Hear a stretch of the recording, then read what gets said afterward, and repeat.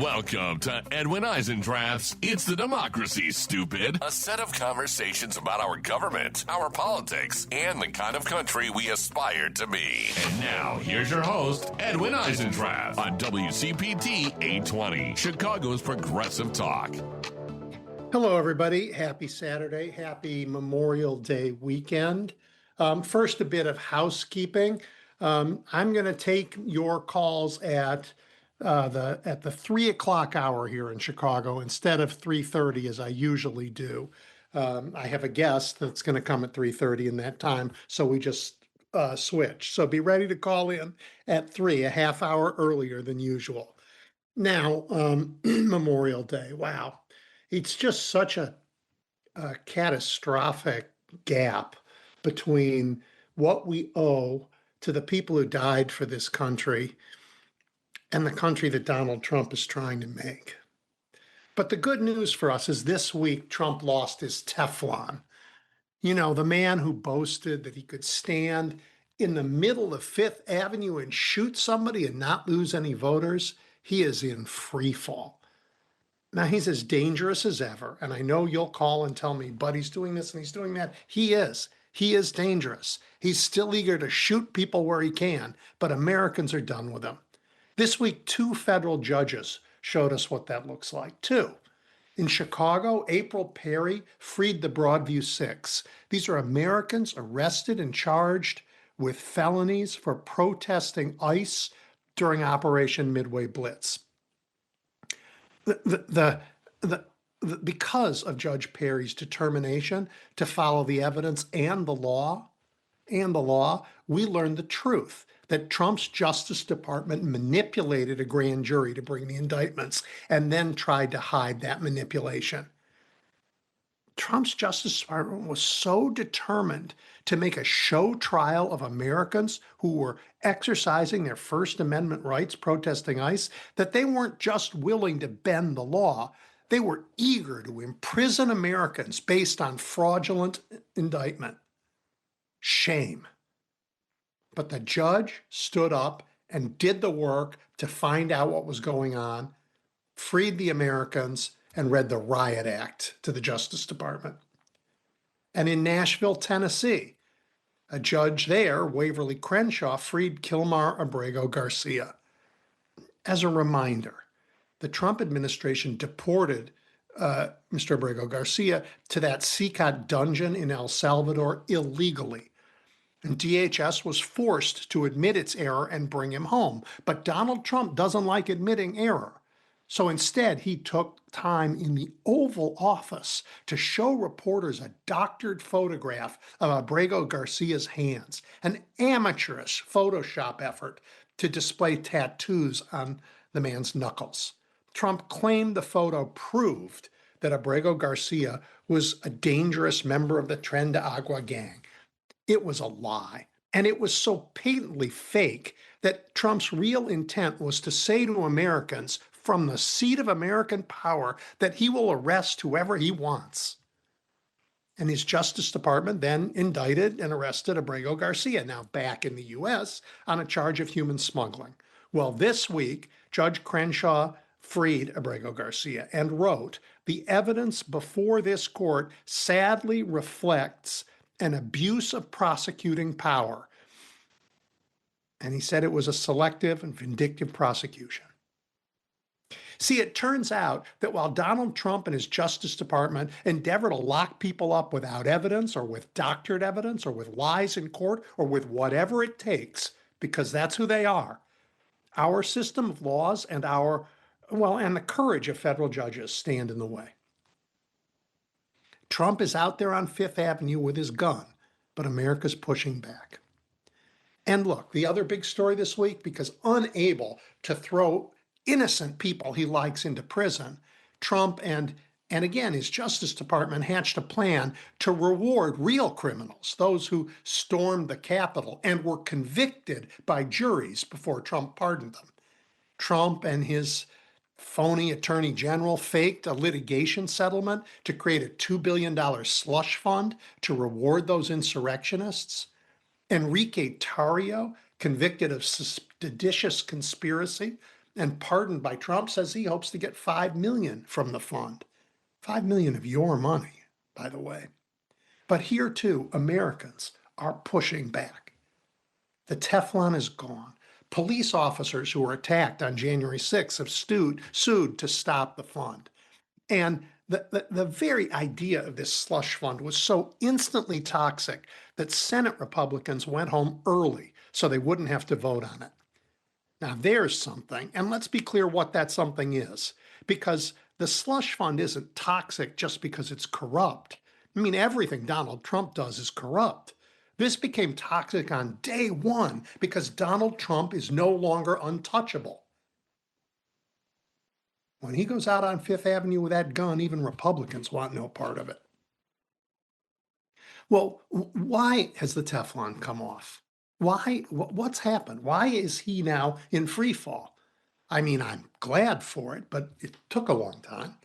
I think it's because Donald Trump is simply a terrible president. I mean, Americans are worse off because of his bad decisions. Inflation is up, the economy is down, the government he leads cannot do its job.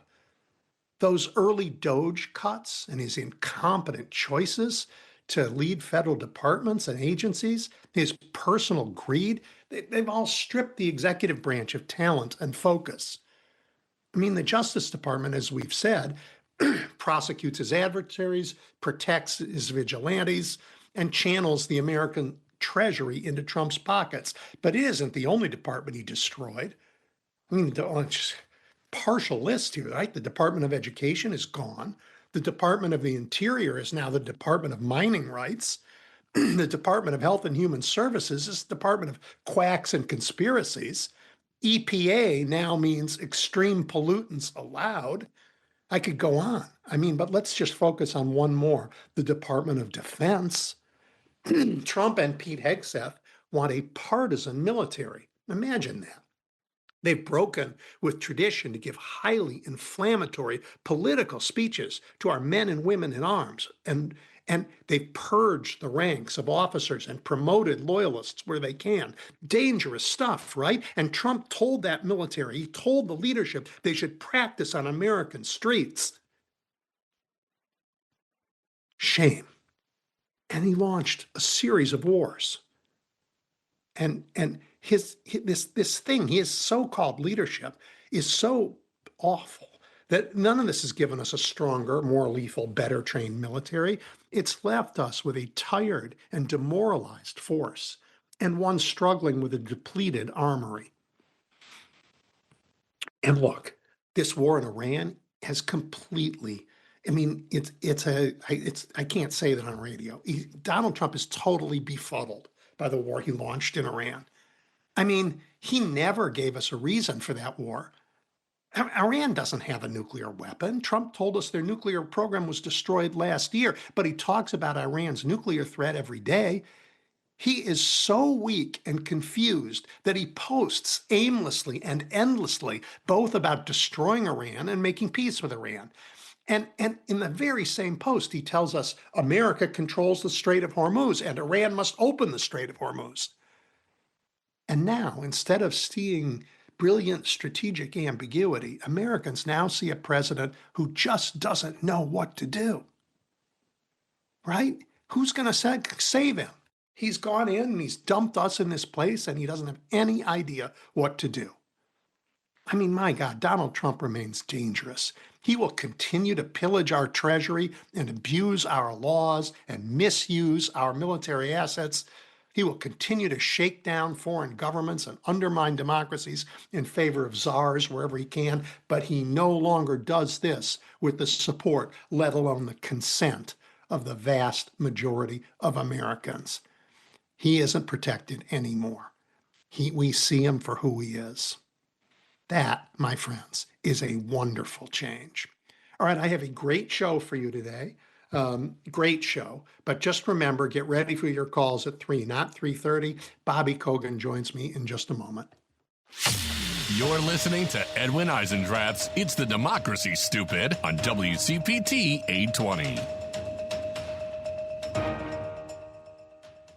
Okay, I think we're back. So Let me reintroduce you to Bobby Kogan. He is the Senior Director of Federal Budget Policy for the Center for American Progress, and he has served in all kinds of roles in the government having to do with the way the budget works at OMB and on the Senate Budget Committee.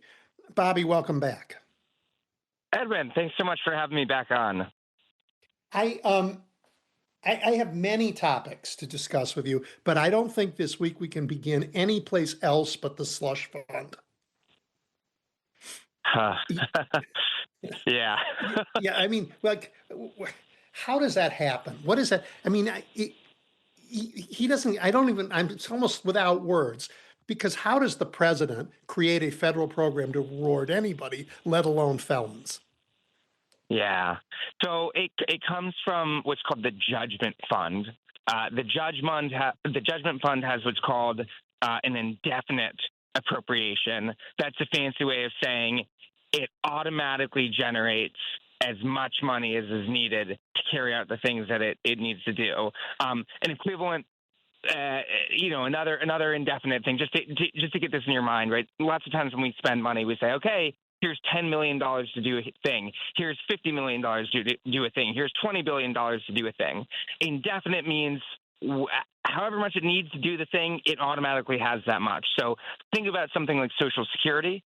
Social Security can't spend out more than the formula would call for. But if something happened and if a pandemic happened and lots of people died, then it needs less money, right? And whatever, it just automatically, as long as there's sufficient money in the trust fund, it automatically spends out.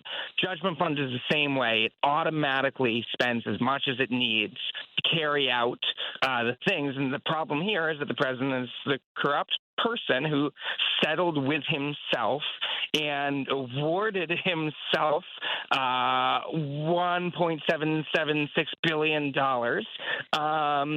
And that comes out of the Judgment Fund, and there it is. And as you say, it's a profound loophole. The Judgment Fund is a good thing in general. The purpose of it is to make sure that the United States government doesn't, if someone settles with the government, someone is harmed and owed stuff, you don't have to then go pass an act of Congress to carry out, or else we are in violation of a court, whatever. Automatically we're gonna fulfill what needs to happen. This one's so funky because no courts were involved. It's just the president working with himself, and then automatically money comes out. Now, I think there's strong arguments that this technically is illegal, and that will have to be litigated. But yeah, it comes out of the fact that this fund automatically creates as much as is necessary to do the stuff.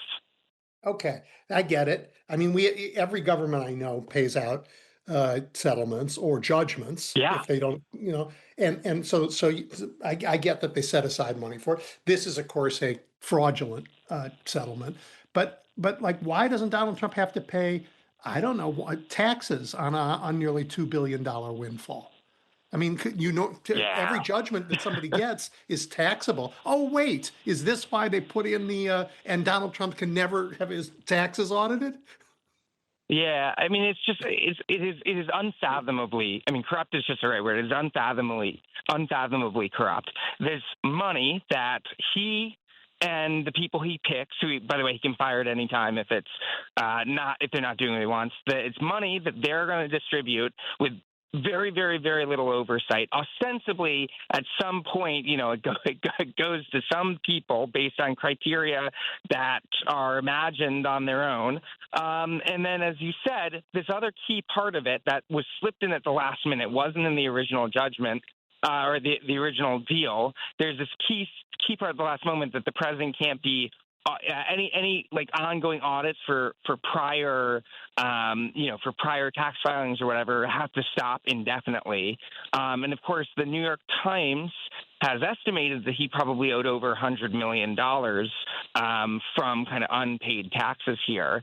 So not only does this stop any criminal liability from kind of probably deliberate tax evasion, this also gives the president directly at least $100 million from tax fraud, from tax evasion. In addition, as I say, to this giant fund that he gets to pick how, effectively he gets to pick how it's doled out. Right, and it can be doled out to his family and friends too. So he can dole it out to Totally. himself. Yeah. All right, so this is so corrupt that even the Republicans in the Senate are running away.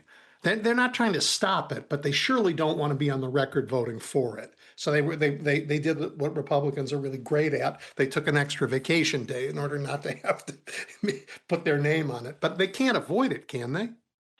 Yeah. So it's funny. This is. Yeah, so you're alluding to the fact that this has actually like completely stymied their ongoing reconciliation efforts. Unrelated to this, Republicans are trying to give about $71 billion. Well, it was 70, well, I guess now it's down to 70 because the ballroom's out. But anyway, they're trying to give $69 billion to ICE and CBP and $1 billion to DOJ. And that's part of their what's it's called a reconciliation bill, but the only thing that matters about that is that it's filibuster proof. So even if all Dems vote no, they still can go forward in doing it. So Republicans are working on this bill to massively supercharge ICE. And when I say massively supercharge, I mean ICE would be able to run at quadruple capacity through the end of the Trump administration, even if it never got another penny. So they want to quadruple ICE funding, and they want to basically give Border Patrol normal levels of funding. But of course, Border Patrol is currently out of control anyway. But they want to give it normal levels of funding through the end of Trump. So there is this bill By the way, going with on. no reforms.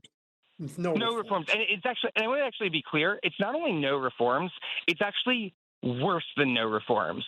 Because normally when you fund these things, they're funded pursuant to an authorization bill, which has limitations, reporting requirements. It's how we learn a bunch of this stuff about what they actually do with it. And they also have what are called general provisions, which then put limitations. So for instance, one of the general provisions when you fund ICE and Border Patrol every year is that you can't shackle pregnant women. Another general provision is that they are not allowed to destroy any evidence anytime someone has died in their custody or been sexually assaulted in their custody. You're not allowed to destroy any of the documents or whatever. Those provisions are not in a reconciliation bill.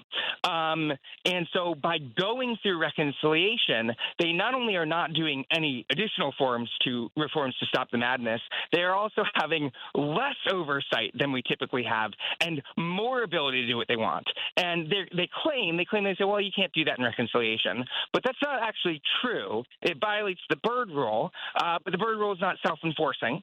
And Democrats went to Republicans and said, hey, guys, why don't you at the very least, put in the normal oversight, and we won't challenge it. Just keep it in, and there will be no problem. No questions raised. We'll be happy with it.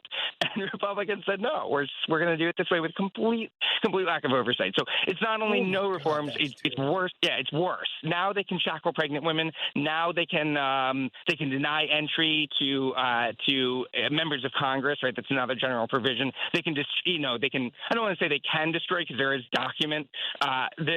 there's document retention. But if there were no records for them, whatever they basically they had to keep records before, and now they can get away with. So now it's a gigantic secret police force that's unaccountable to anybody. Totally. By the way, and Republicans are on board with this? At quadruple the funding. Yeah, I mean that's what they're trying to do. But to your point, this whole ballroom, the whole ballroom, and then the whole weaponization, anti-weaponization from the slush fund are now throwing a major wrench in it. And I should say, I actually, honest to God, do believe that the Cassidy and the Cassidy and Cornyn versus Paxton part of it has really upended as well, right? You have a whole bunch of Republicans who feel, in the Senate, and so I'll get to that. I'll get to that in a bit, but I think that's all now put this in trouble for them. And the White House was told pretty explicitly, if you are moving forward, there are basically all Democrats say, okay, we want to kind of change this provision, and you'd only need 13 Republicans, and the understanding is there were 20, 25, maybe 30 Republicans ready to do something here on ICE or something else. No. They're all happy with the ICE, but on the slush fund, which is something that was near and dear. I'd rather give them the ballroom than let them have this police force. I, Yeah, I well, mean, the ballroom is hideous. This police force is absolutely devastatingly correct, dangerous, and correct, he'll but use they it are in the on next board. election. Yeah. Correct, right? I But mean, Bobby, wait, well, there's one substantively, missing piece in our conversation that you have to sure. fill us in on. The reason this comes to light, the reason they have to vote on this, I think, is that when you do a reconciliation, there's a funny thing that happens with voting, right? A vote-a-rama. Yeah, Can you that's describe that to people? yeah. So normally, you kind of go through the normal procedure, and once you get 60 votes, you limit debate, and then you go forward, and blah blah blah blah blah. This whole thing about reconciliation is their automatic structure and timing, and because of that, you get to avoid a filibuster. But therefore, because there's no kind of sitting kind of rules around and force then the final movement to the final thing, you go until 100% of senators agree that it's time to vote.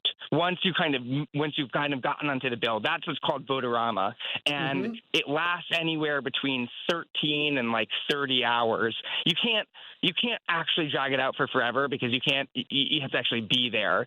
But you go until a bunch of people say, okay, it's time to vote. I have no more. And so they'll do 10, 20, 30 amendments.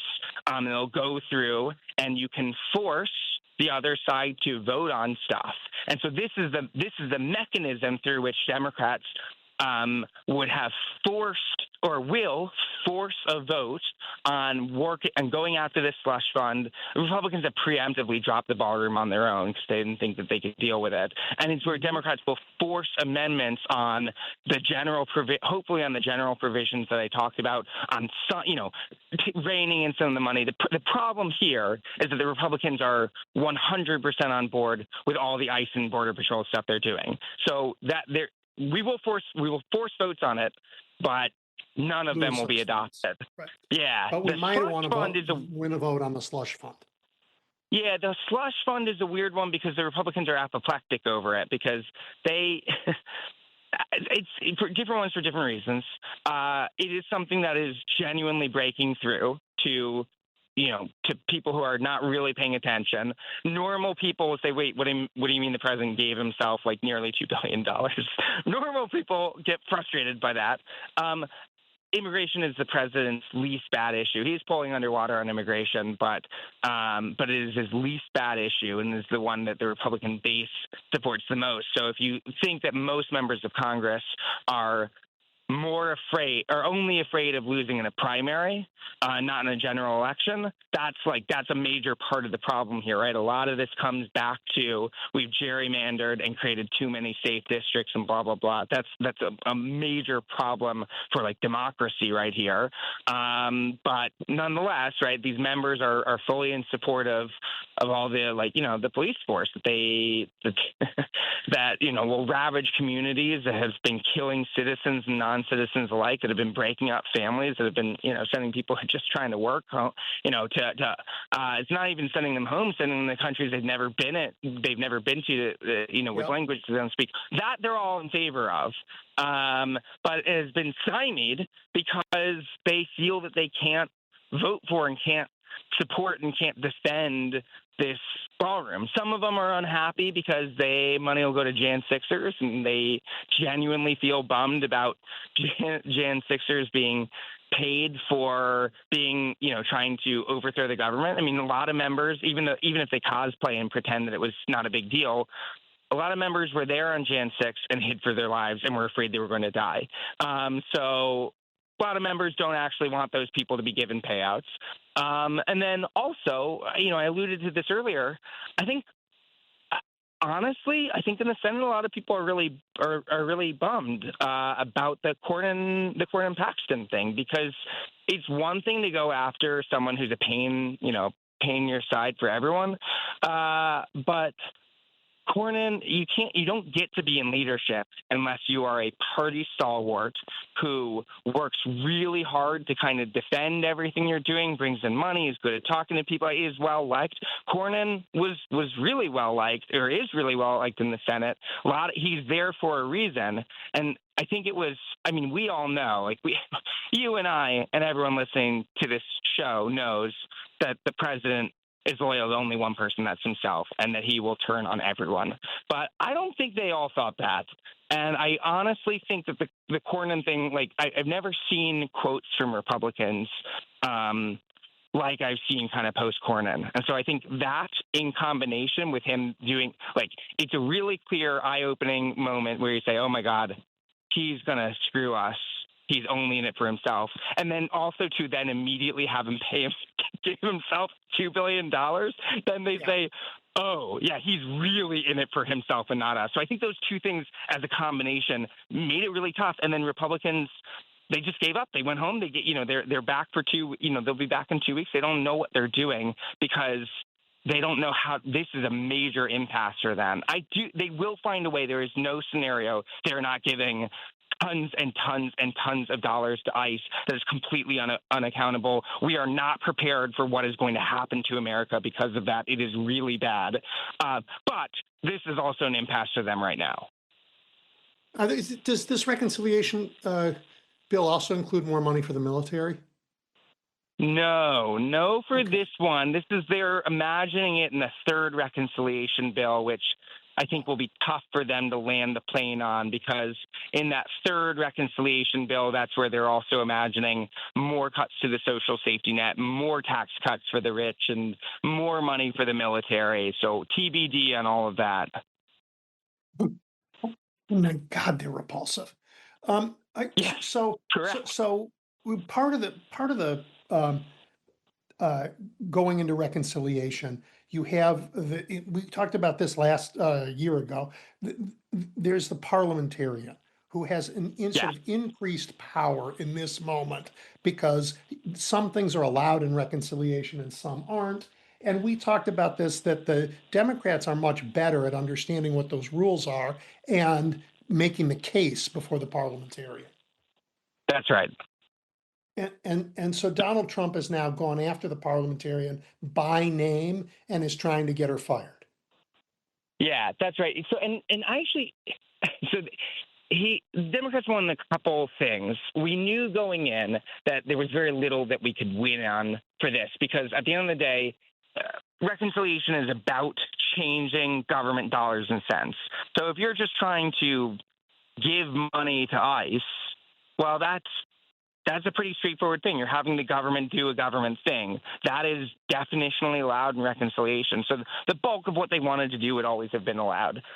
Contrast that with what Republicans were trying to do in the Big Beautiful Bill, where they were trying to make it so states couldn't use their Medicaid money, their own Medicaid dollars that they were putting in on trans stuff. And you say that has nothing to do with dollars and cents. You're just trying to be anti-trans, right? So we successfully birded that out, and we always knew we were going to win on that. This one going in, we knew we were going to lose on almost everything because it was all about spending government money. But there are nonetheless, we won on a couple substantive things where we argued they were trying to effectively change enough immigration policy around what you could do to children and that sort of stuff. We won on that. The parliamentarian is actually a former immigration lawyer, so she has a lot of strong opinions on this sort of stuff. And so, we won on those things. But none of those actually pissed the president off. The thing that got him really mad was Democrats successfully argued that the ballroom funding had a jurisdictional issue. So what do I mean by that? There's 6 prongs of the Byrd Rule, which are limiting what you can do inside a reconciliation. And one of them says it's not in order to do stuff that goes beyond the jurisdiction of the committee that you're playing with. And again, you can always waive that point of order if you get 60 votes. But if Democrats are not happy to do that, then Republicans are stuck. And so they gave money in the Judiciary Committee to the ballroom, and they said, well, it can only be used on security related stuff. But saying, hey, I have money, it can be used on all security-related stuff is really big and really broad. And Democrats argued, well, that could implicate tons of different committees.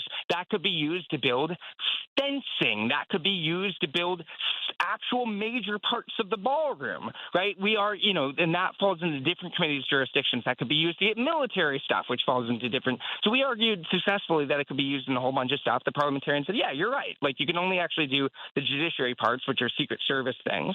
And so, it didn't get rid of the ballroom. It just said, okay, you're going to have to put a bunch of language in here clarifying it can only be Secret Service stuff and that sort of stuff. And the president threw a conniption fit. He said, no way. Why would he not be okay with that? This is really just about Secret Service, Secret Service like security. Why would you not be okay with that? Well, to me, that was all the proof that he actually wanted to use this to build the ballroom. And, they were all lying. So why would he call for her to be fired? Yeah, totally. Yeah. Well, this is an instance, like the thing that you're describing, Bobby, is something that you understand and that mostly drives Americans insane, which is the jurisdictional boundaries of the legislative committees determine how a law has to be done. Just like people like that, can't you just pass the law? Can't you, right? It's normally those are like the brakes on things. Now, granted, it allows for expertise to be developed and laws to be made better, but it's very confusing to normal mortals. Except that this time, boy, it worked out in our favor. Yeah, in a normal law, you don't have that. In a normal law, you do whatever you want. In reconciliation, if you are getting the privilege of doing something that is filibuster proof, then there are limitations. And the thing about this also is you actually could do all of that stuff through reconciliation. You just would have to instruct the Energy and Natural Resources Committee to do its portion of it. You'd have to instruct the Environment and Public Works Committee to do its part of it, et cetera, et cetera, et cetera. But the thing here is that they were trying, well, it's not even that. They were trying to pretend that it was all for the Secret Service. When instead it was for the other things, right? So that's the whole thing is they say, oh, this is just Secret Service stuff. And that's why it's in judiciary. Yeah, so that's the thing. They did it this way so they could lie, so that they could pretend they weren't doing ballroom construction when they really were. And so they actually, inside of reconciliation wouldn't prevent them from building a ballroom. The issue is they wanted to build the ballroom but pretend they weren't doing that. And that, the jurisdictional thing ended up screwing them over for. So interesting, Bobby. And that makes me happy.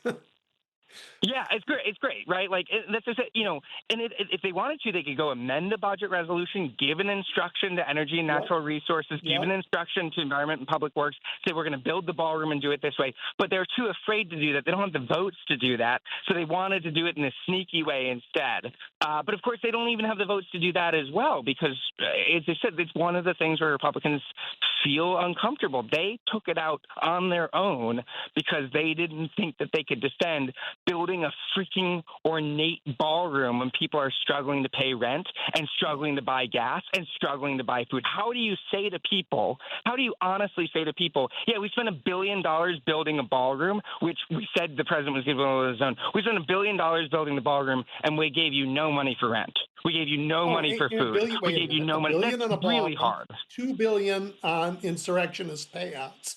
And I don't know what his arch is supposed to cost. I mean, all of this is right. And I guess he's over budget and beyond the time limit on his no, we're not going to bid it out. I'm going to give my friends the contract to tidy bowl the reflecting pool. Yeah. I mean, what do you even say? Yeah. Anyway, and so it all comes down to there are true, honest to God, political issues for them, and that is going to limit them. Again, it's not. We should be very clear-eyed. It is not going to stop what they're going to do for ICE and CBP. That is going to happen, and it's really scary. And one of the things one of the heuristics I like to have in my mind is when they were in Minnesota, they had about 6 Border Patrol and ICE agents for every 1 local law enforcement member that was there. There was about 6 to 1. I mean, which is like, it was like an occupying force. It was about 6 to 1 right then. Imagine if they had 4 times as many people. So it was, 16 to 1, 20, depends on exactly what they want to do, but they'd have the power to do so much more. Imagine then, like, what could you do to respond to that? So that's the sort of thing that they are giving themselves the ability to do.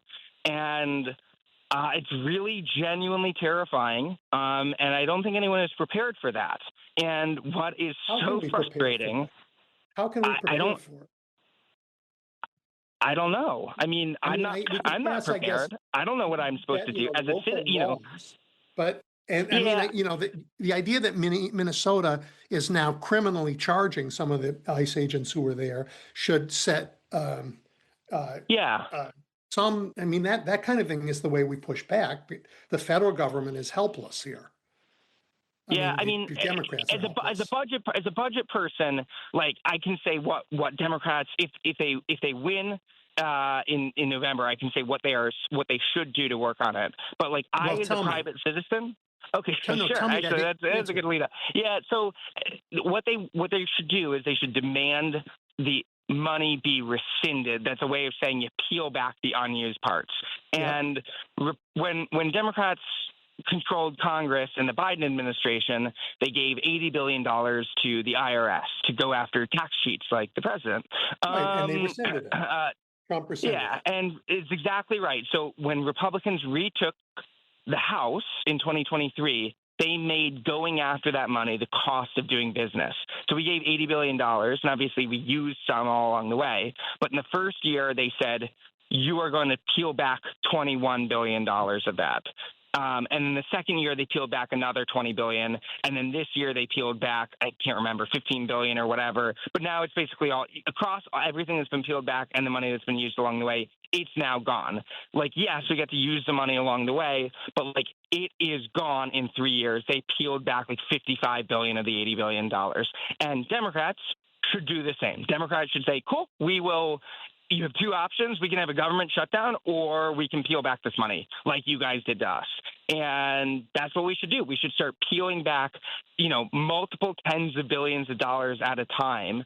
They have an ungodly amount of money, right? So they gave ICE and CBP $140 billion in the big, beautiful bill. They have actually only used like $40 billion. More than $100 billion is still unused, and they are trying to give themselves another $69 billion. So they've given themselves like $200 billion for these 2 organizations. A lot of it is unused. We should be peeling it back every step along the way. And making sure they can't figure out how to use it. Yeah. Totally. Them down Totally. So that's what we should do. But they will, along the way, still get to use it. And I don't know what I, as a private citizen, like as a private citizen, I don't know what I'm supposed to do. As a budget expert, I say, let's go rescind this money. All right. Let's. I want to ask you about a couple other things. Sure. Like I'm not a budget hawk, but I am nervous about the damage caused by tariffs and the hole that their illegal use created. And I don't quite understand the magnitude, but it feels big to me. Yeah. It's so, yeah. The president imposed tariffs at levels we haven't seen since the 30s. And we illegally imposed them, we now know. Yeah, illegally imposed. Yeah, so like 70% of them went through the IEPA, and that was ruled illegal.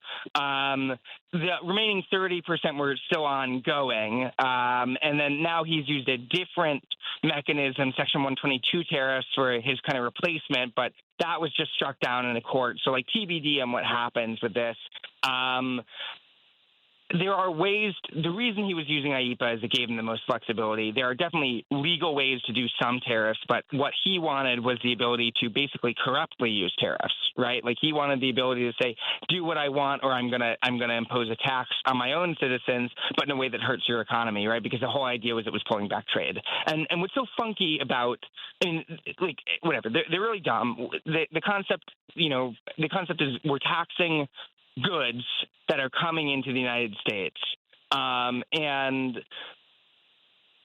some goods we just like can't make in the United States. Like we don't like, why would we, We can't grow Yeah, coffee. right. We don't grow coffee. We don't grow bananas, right? Like that doesn't make any sense. Yep.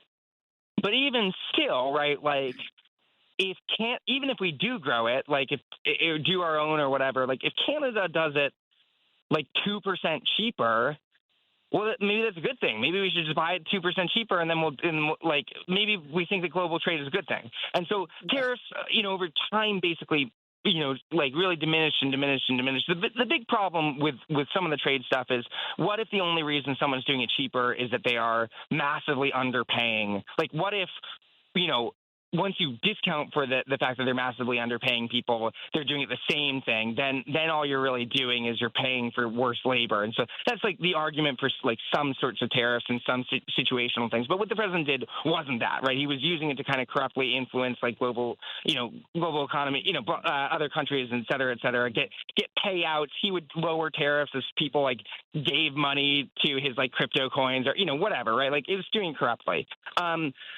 What happened here was we imposed, hundreds of billions of dollars of additional revenue per year, which, like, obviously, the United States needs more revenue, but this was kind of the worst way to do it. It's really distortive.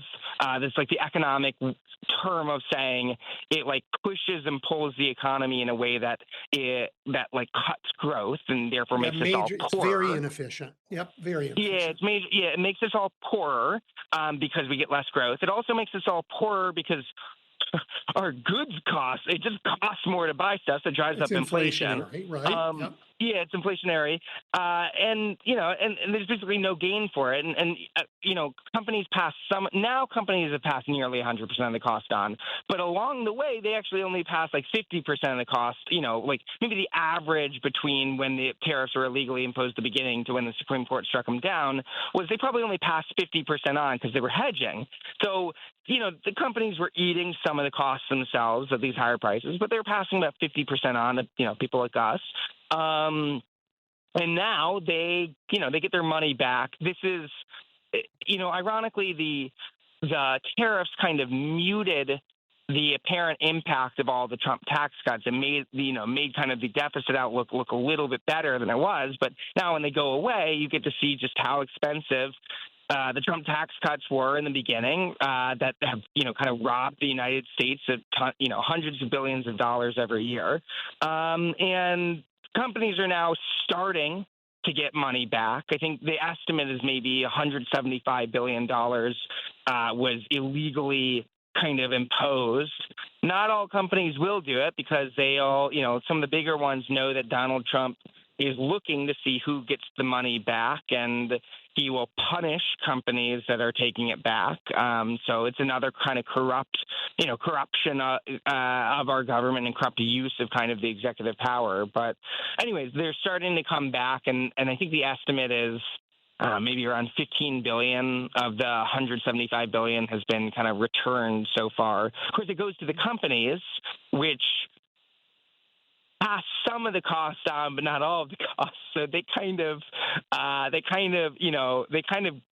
dollar for dollar get kind of a free boost because they pass some of the costs on to us, but then we don't get it. But also they did eat some of it themselves. So it's kind of this weird setup.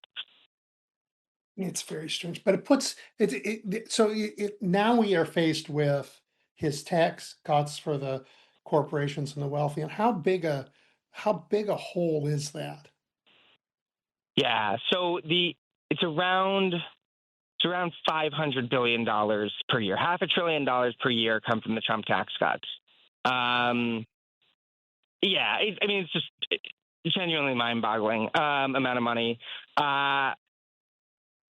And like, what do we normally? You would say the evidence of success would be our economy would be roaring and we would be making it back because of the increased economic activity would fill that hole. And because of the tariffs, the balance of trade would be much better, and so we would be exporting a bunch. And again, the budget would be made whole by the increased economic activity. So how's it look? There is. It might surprise you to hear this. There is not evidence of that happening. I think there's a little evidence of a little bit of upfront stimulus, which makes sense when you when you kind of burn through a lot of money, there's a little bit more spending, but it doesn't come anywhere close, right? And we knew it wouldn't come anywhere close because we looked at Trump tax cuts round one. And Yep. what's so funny is Trump tax cuts round one obviously was super duper tilted towards the rich as well, but it had a little bit of stuff that, like, I'm gonna mumble and grumble about because it's pretty corporate-y, but there's a little bit of stuff that they did at the margin that was intended to kind of incentivize corporate investment that was supposed to lead to higher productivity, right? So, if you're a true believer in that stuff, then there was at least round one had a little bit of that.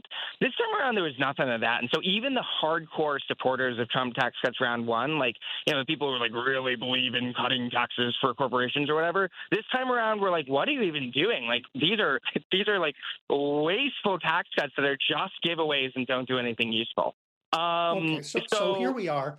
We fail. Yeah. So his tax policy is an epic failure that's cost Americans trillions of dollars in our government, and we got nothing for it. But we're a year past Doge. So at least tell me that the Doge experiment, cut waste and fraud and made it so that we're not spending money. The government is now smaller, leaner, and doing its job better. Well, Edwin, you might also be surprised to hear that Doge was a colossal failure. Not only was spending was up more than we thought it would be. Every year, spending goes up because of inflation, because of population growth, because of cost, healthcare costs going up, et cetera. The aging of the population, all these things push up our spending. Shocker, Doge went the opposite direction. Doge actually cut anti-fraud efforts, fired people whose jobs it was to go after fraud, and they were canceling some government contracts, but lots of times they were doing it punitively. If you cancel a contract, you don't just get all the money back. You are sometimes on the hook for a huge amount of money. A crazy example would be what if you were 95? Yeah, well, it's not just you can get sued. We give ourselves the ability to cancel contracts unilaterally, but in that, the other side is still on the hook for any incurred labor or parts or anything like that, or any lost profits. So if they were going to build a bridge and we were 95% of the way done and we cancel it, it actually might cost more than 100% of the thing, and we don't even get a finished bridge. So sometimes they would kind of do these punitive projects that were largely through. So you put it all together, just to spite the other side, because it was a green energy project or something like that, or in a state that voted Democratic. So you put it all together, Doge was a fundamental failure in every kind of way, shape, or form. It did succeed in getting a lot of our security. A lot of our secure data given to the wrong hands. But other than that, in terms of its primary thing, was kind of a colossal failure. So you put it all together, I think I see where we're going here. We have a tax failure that is bankrupting the country by giving colossal tax cuts disproportionately to the richest Americans. We had a spending policy that was supposed to go after fraud, but actually didn't work at all. Instead of actually going after fraud, we did historic cuts to Medicaid and SNAP, right? If you ask me, if you say, well, Bobby, who did the biggest cuts to Medicaid in U.S. history, you always got to guess Ronald Reagan. And that was true until Donald Trump came along. He did something that was 4 times the size of Reagan's cuts, even when you adjust for the size of the economy and everything. 4 times as big as Reagan's cuts, which kicked 10 million people off. He also did the biggest cuts to SNAP in U.S. history. That's our primary food assistance program in America. The estimate at the time was that it was going to kick 4 million people, take food away from 4 million people. And by the way, I should say this because this doesn't get enough attention. It's not necessarily who you're, it's also taking food away from literal children. Normally, they did these hefty work requirements, they made them worse, blah, blah, blah, blah, blah, blah, blah. But normally, even the quote unquote, if you go back to the 90s, the idea was the compassionate conservatives. That's in heavy air quotes. The compassionate conservatives, and we're gonna, obviously, if you have a disability or you're elderly or you have children, well, they changed them to make it so you could be 64, you could be retired. You could be collecting Social Security. You can start collecting at 62 for a lower amount, but you can start collecting. You could retire, and all of a sudden you're considered a moocher because you're not working right here. But the other thing they did is there's an exception for kids, and they lowered the age to 14. So if you lose your job because of a recession, like a major recession, like a great recession level event where like 10%, 10% of the people without jobs, you lose your job because of that. All of a sudden, your 15-year-old goes hungry. So they did these things. But they didn't actually root out any fraud. They just went after people who were kind of doing everything right for the most part. In these historic cuts, he put it all together. You have a president who. Sorry, go on. No, so 10 million people have been kicked off of health insurance. Between 4 and 5 million people no longer are going to be hungry. We think it's actually going to be bigger than that. We think that the SNAP is actually going to be bigger. We've started to get administrative data, and the estimate was it was going to, over time, eventually grow to 4 million people. But it's already about 3.5 million people before some of the major provisions have kicked in. I think it's evidence that states, one of the things they did was they slapped costs onto states. And so we think that states have moved kind of aggressively to try to prevent that from happening. And I think the estimate is that I think the thinking is they've moved kind of too aggressively. They were so afraid of having kind of costs imposed on them. They have kicked off a ton of people who are doing things right, even under the new kind of rules and everything. So I think we're looking at way more than 4 million people losing their food because of this, maybe double, right? Like it's just so much higher than we thought it would be. So much worse, so much more catastrophic than we thought. No, so again, 10 million-ish without health care. Now maybe as many as 8 million hungry.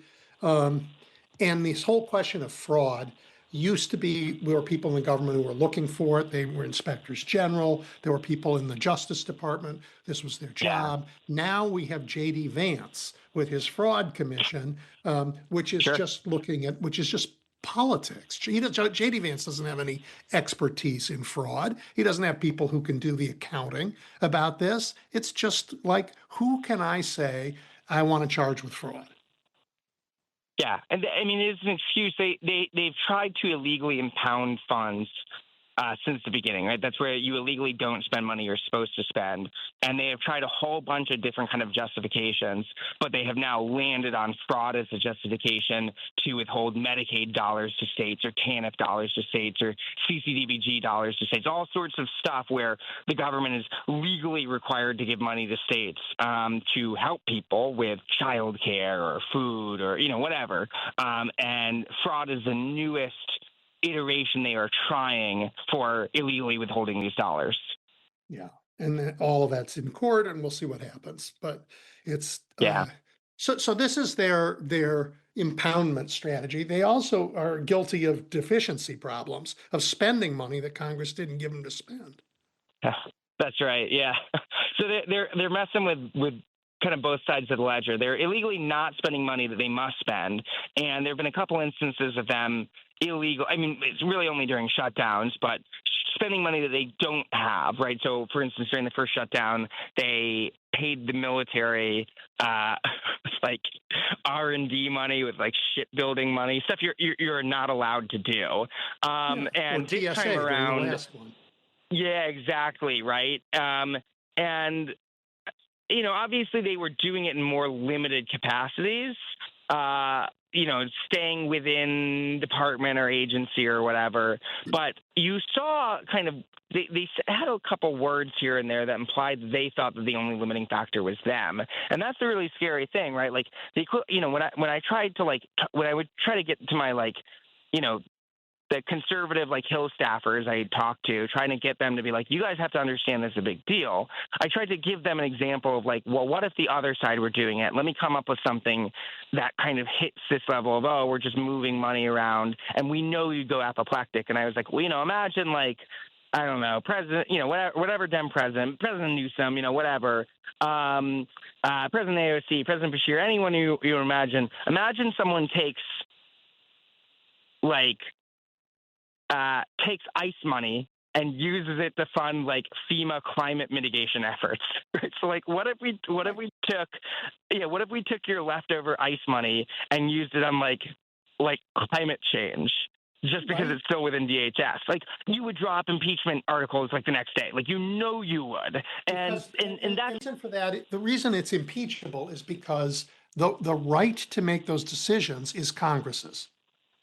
Yeah, that's right. And I just want to say, Congress actually thought this was a big deal when they added criminal charges to the Anti-Deficiency Act. Was created in 1877, 76, post-Civil War, 1871 maybe.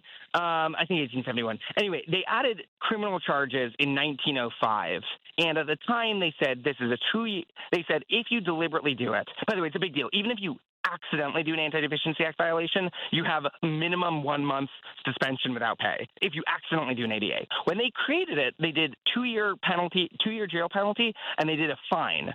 But they haven't adjusted the fine for inflation. But if you adjust or for anything, right, it hasn't changed since 1905. But if you account for the fact that like people didn't make very much in 1905, and you kind of look at like what would $2,000, I think it's $2,000. What would $2,000 or $5,000? What would $5,000 have meant to you in 1905? You adjust. What does that mean? What does that mean now, based on the fact that we make more? It's more than $1 million infraction. They imposed what was more than $1 million infraction per mess up of this.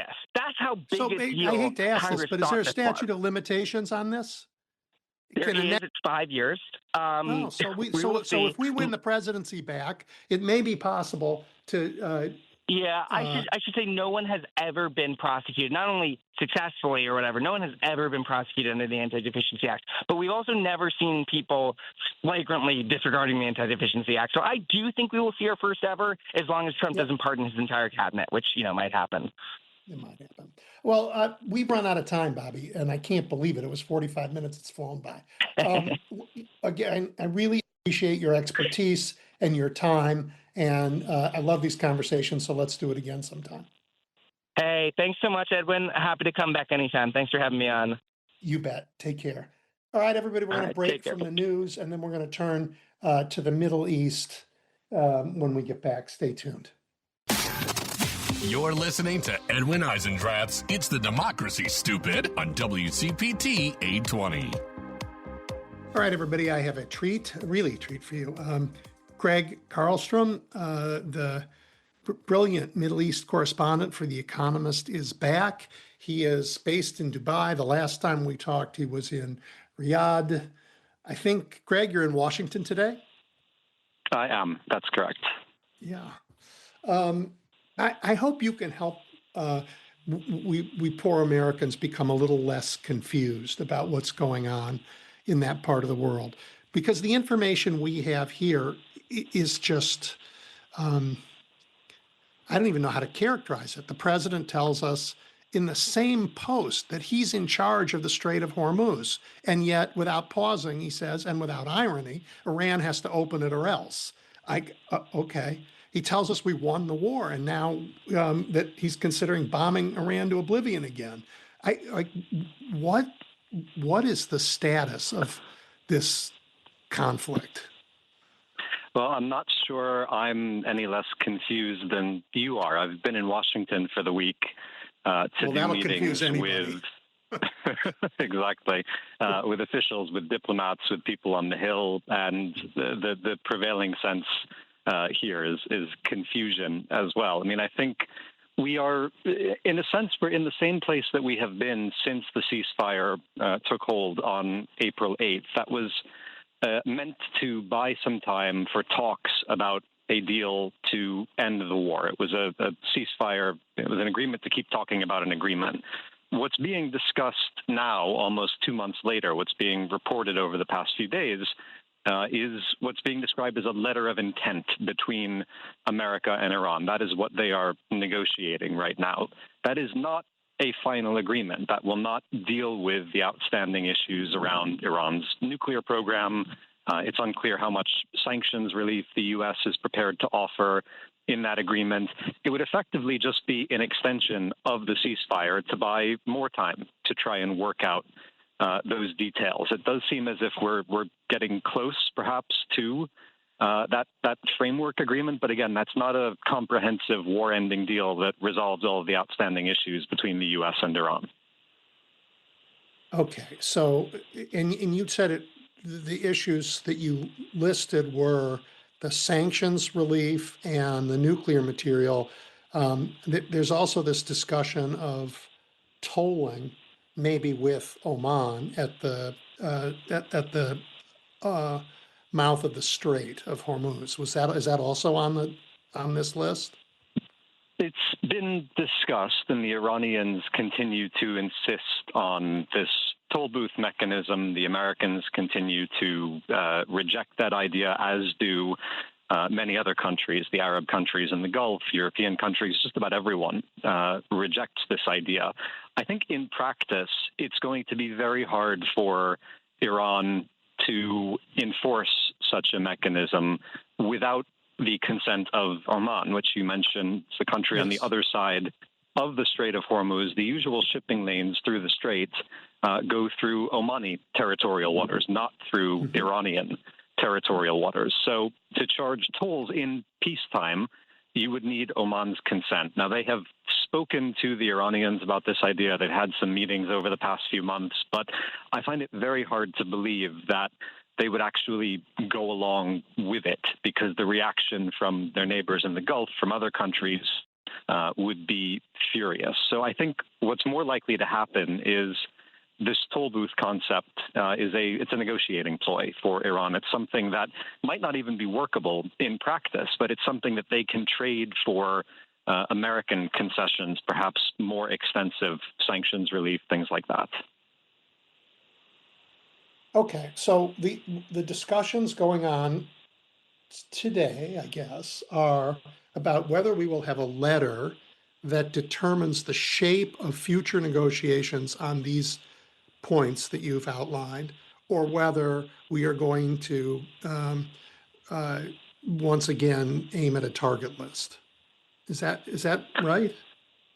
That's correct. Now, it feels like we've been here before, because just about every week since the ceasefire started, we've heard reports that Donald Trump was close to approving another round of airstrikes and then backed down at the last minute for some reason or another. But I think the longer this goes on, this stalemate that we've been in for almost 2 months, the more unsustainable it becomes for everyone. The whole world. You look at for the whole world, exactly. The damage to the global economy from the energy shock caused by the war, also the damage to the Iranian economy that's being caused by this American blockade of Iranian shipping. And so there will come a point at which the Trump administration needs to make a decision, either carry out another round of strikes, hoping that somehow achieves what the previous one did not, or make what is likely to be a very unsatisfying deal that Trump is going to be absolutely beaten up for in Washington. But those are the two choices at this point. And again, we're getting to a point where he really needs to make a decision soon. And at the beginning of this conflict, you and I talked about the other resources that flow through that waterway, oil and natural gas for sure, but also helium and fertilizers. You've talked about the financial shock because of the energy prices, but are we beginning to see the downstream impacts of these other commodities not going through? Are we seeing a problem with agriculture now that the planting season is here and gone in places? Are we seeing trouble in high-tech manufacturing because of the helium? What do you know about the other impacts? We're starting to see all of these things. Now, they haven't yet led to significantly higher prices or to shortages, but I think all of that is probably coming at some point. You mentioned farmers who have had to make a choice as they have planted their crops this spring, whether to either use less fertilizer or pay significantly more for fertilizer. And so once those crops go to market, in the summer or the autumn, we're going to see, I'm sure, that pass through into higher food prices. You have manufacturers who produce all sorts of things that rely on plastic. Of course, plastic is derived from oil. And so you've had factories that have had to shut down in China and other parts of Asia because they can't get the petrochemical feedstocks that they need to produce their products. So that, again, is going to lead to higher prices. It's going to lead to perhaps scarcity of some goods. And even if you stop the war today, even if you announce that the Strait of Hormuz is open and there are no tolls and ships are safe to use the strait, the consequences of this closure are going to be with us, I think, for much of this year and perhaps even into 2027. Yeah. And the damage to actual plants that were hit by these targets in the war. To talk to me a little bit about the countries in the. I mean, this peace was also, or maybe it wasn't also, supposed to be a deal that constrained Israel and Lebanon. It's not clear that the Israelis and Hezbollah have stopped fighting in any real way. I'd like to get your thoughts on that. And then there's some really bizarre, like the UAE and again, the Kingdom of Saudi Arabia. I knew there were tensions before, but they seem to have grown enormously. Can you just talk about what's happened to the Americans think the Gulf is the Gulf and they're all the same. That is like not close to true. I'd love you to help unravel that.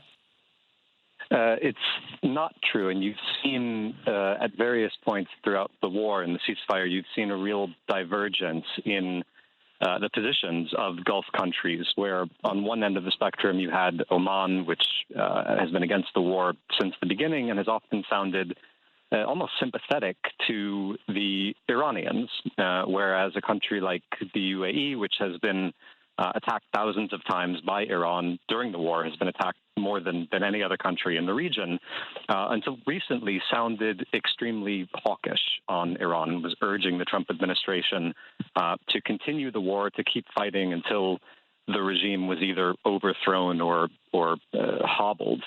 There has been a shift in recent days. I would say all of the Gulf countries are now pretty much aligned when it comes to the war.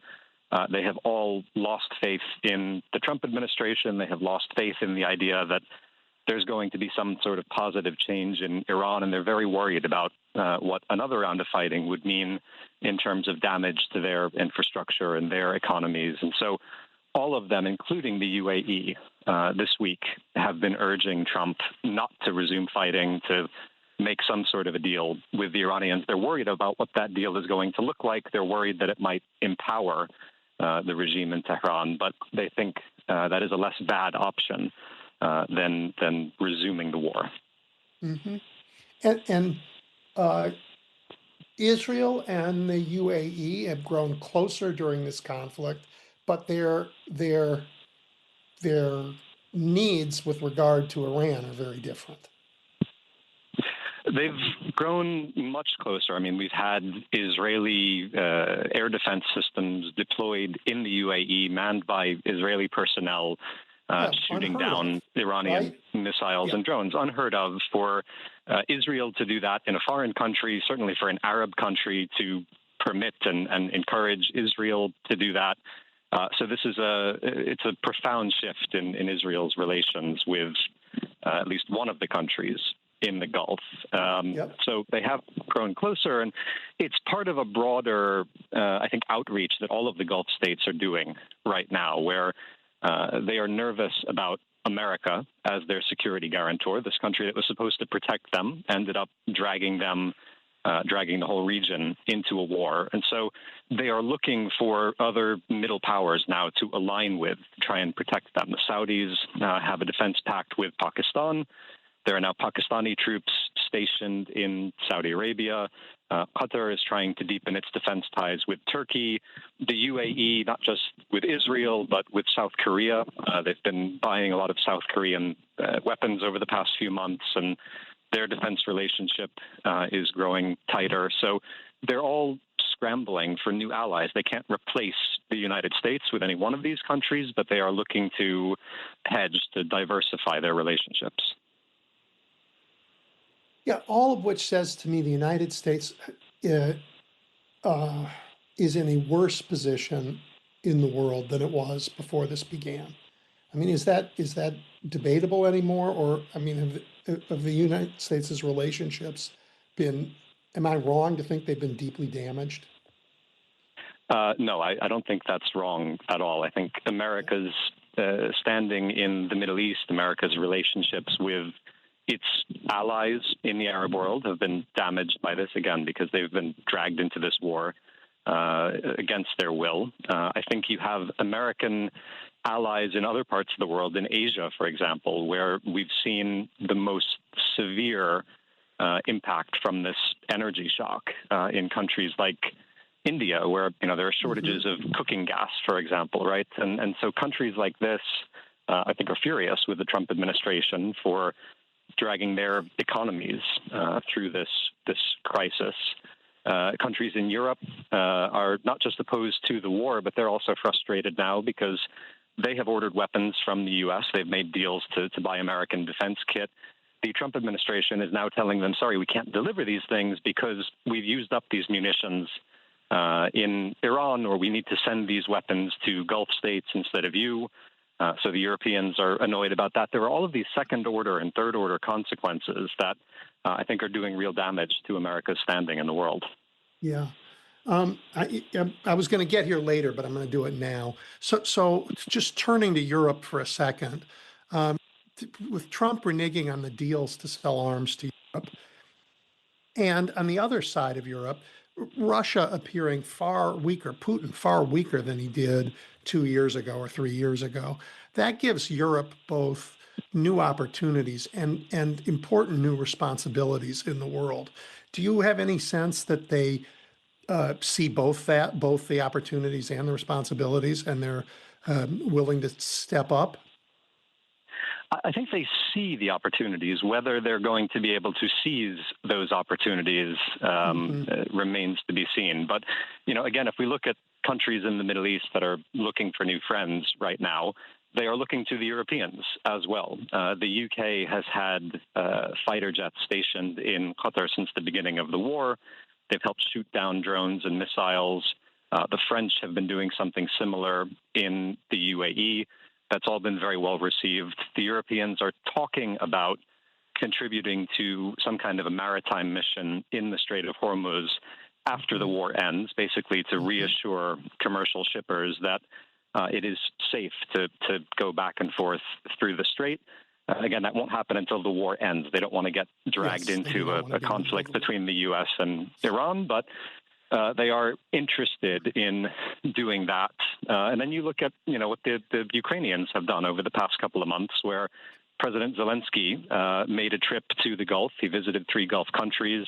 Ukraine has been sharing its expertise in shooting down drones with Gulf countries. And the drones that the Ukrainians are dealing with, these Shahed drones that Russia has deployed, they're originally Iranian drones, and they're the drones that Iran is using to attack the Gulf states. So that has been extremely well received in the Gulf, in countries that have tried to stay neutral on Russia's war in Ukraine over the past 4 years. But I think it's focused a lot of minds in the Gulf over the past few months. They've realized, on the one hand, the Ukrainians are helping us defend our skies.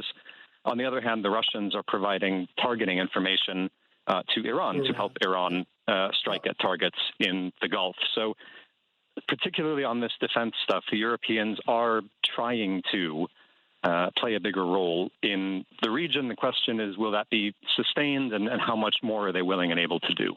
Yep. All right, I got to ask you about something that sounds crazy to me. And we've already been talking about things that are crazy, but reporting here says that Donald Trump and Bibi Netanyahu thought they would replace the Iranian regime with Mahmoud Ahmadinejad. Did you see that reporting? And do you have any sense that that's true? So I did see it, and you're right to say it sounds crazy on its face. I mean, this is someone who, for a long time, was public enemy number one in Israel, is a fervent Holocaust denier, was in charge of Iran at a point when its nuclear program had become a really, really contentious issue. But I do believe it's true, actually. I mean, first, it's a well-sourced story by several very good journalists from the New York Times, but it also tracks with rumors that my colleagues and I had been hearing since quite early in the war, that Ahmadinejad has basically been under house arrest over the past few years because he's fallen afoul of the supreme leader and other elements in the regime.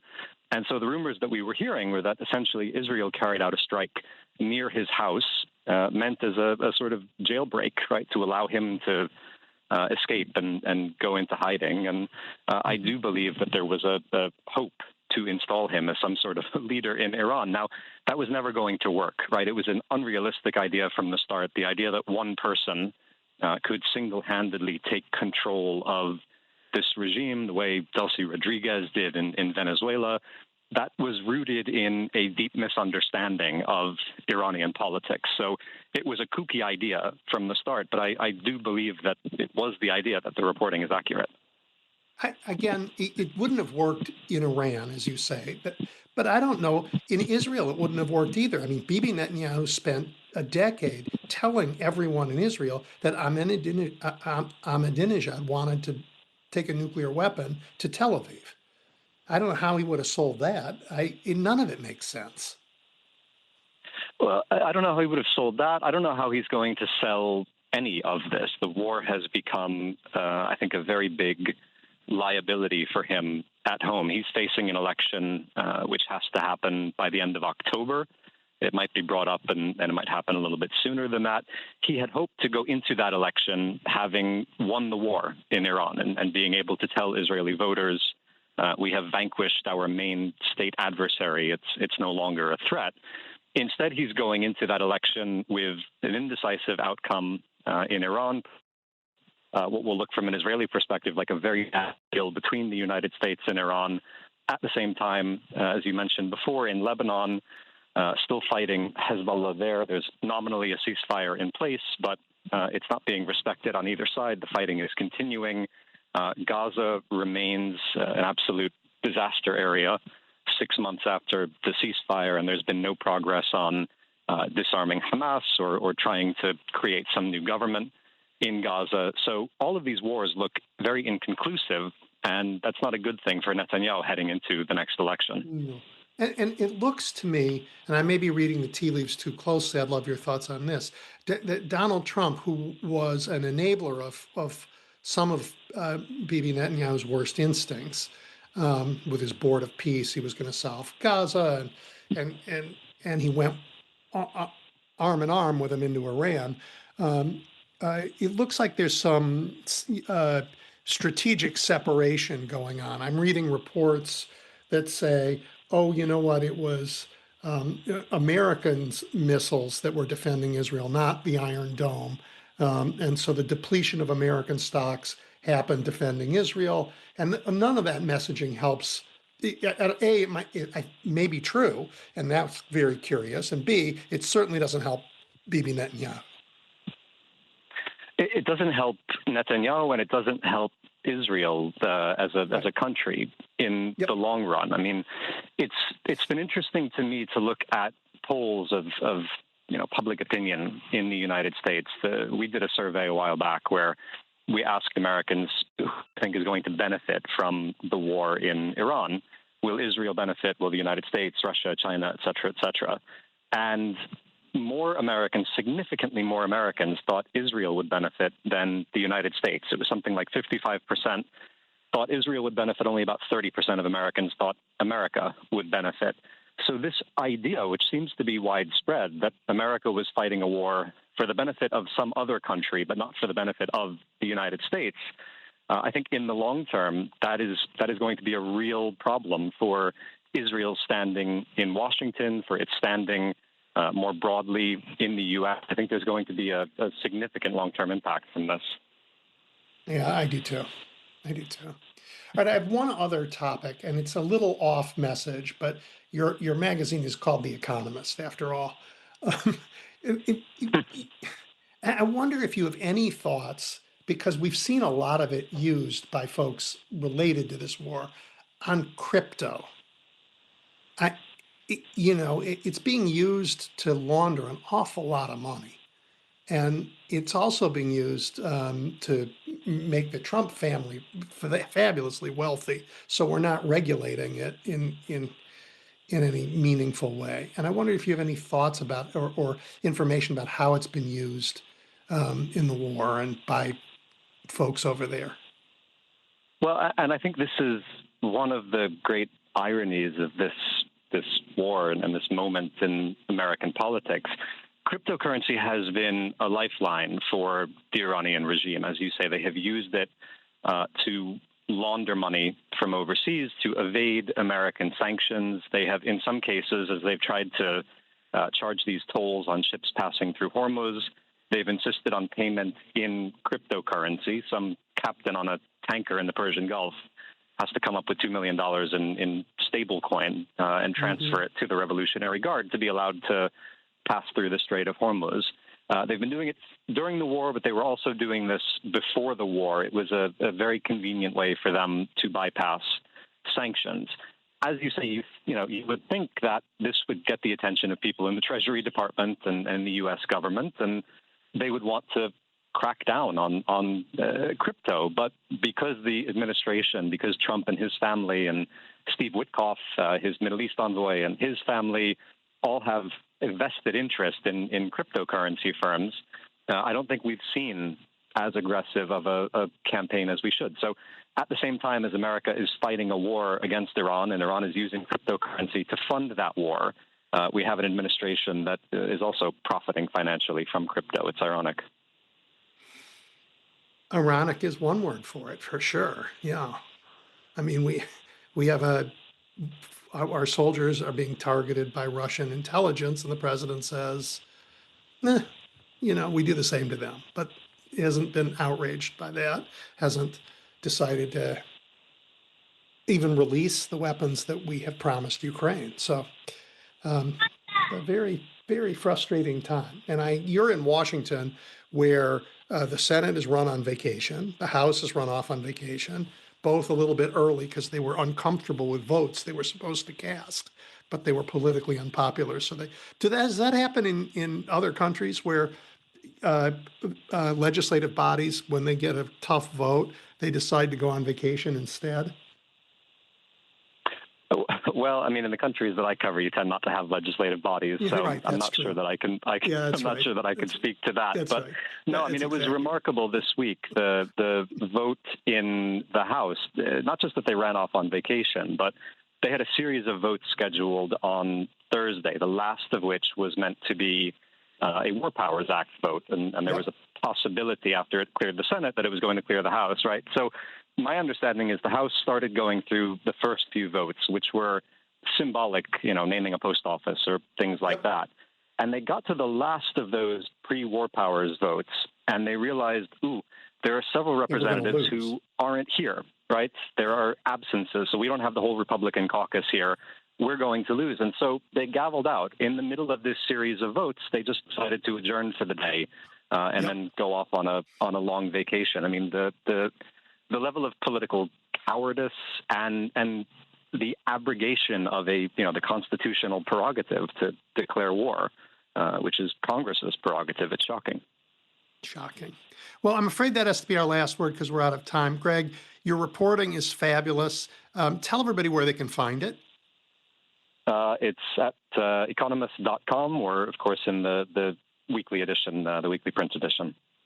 Yeah, I urge all of you to read The Economist. It's fabulous. But Greg's work in particular is it's very important right now. Thank you, Greg. Really appreciate your time. Thanks so much for having me. Bye. Bye. All right, everybody. Take a quick break. And when we come back, I'm going to catch up with Bill Scher, the Washington Monthly. We recorded a conversation yesterday, and you want to hear it.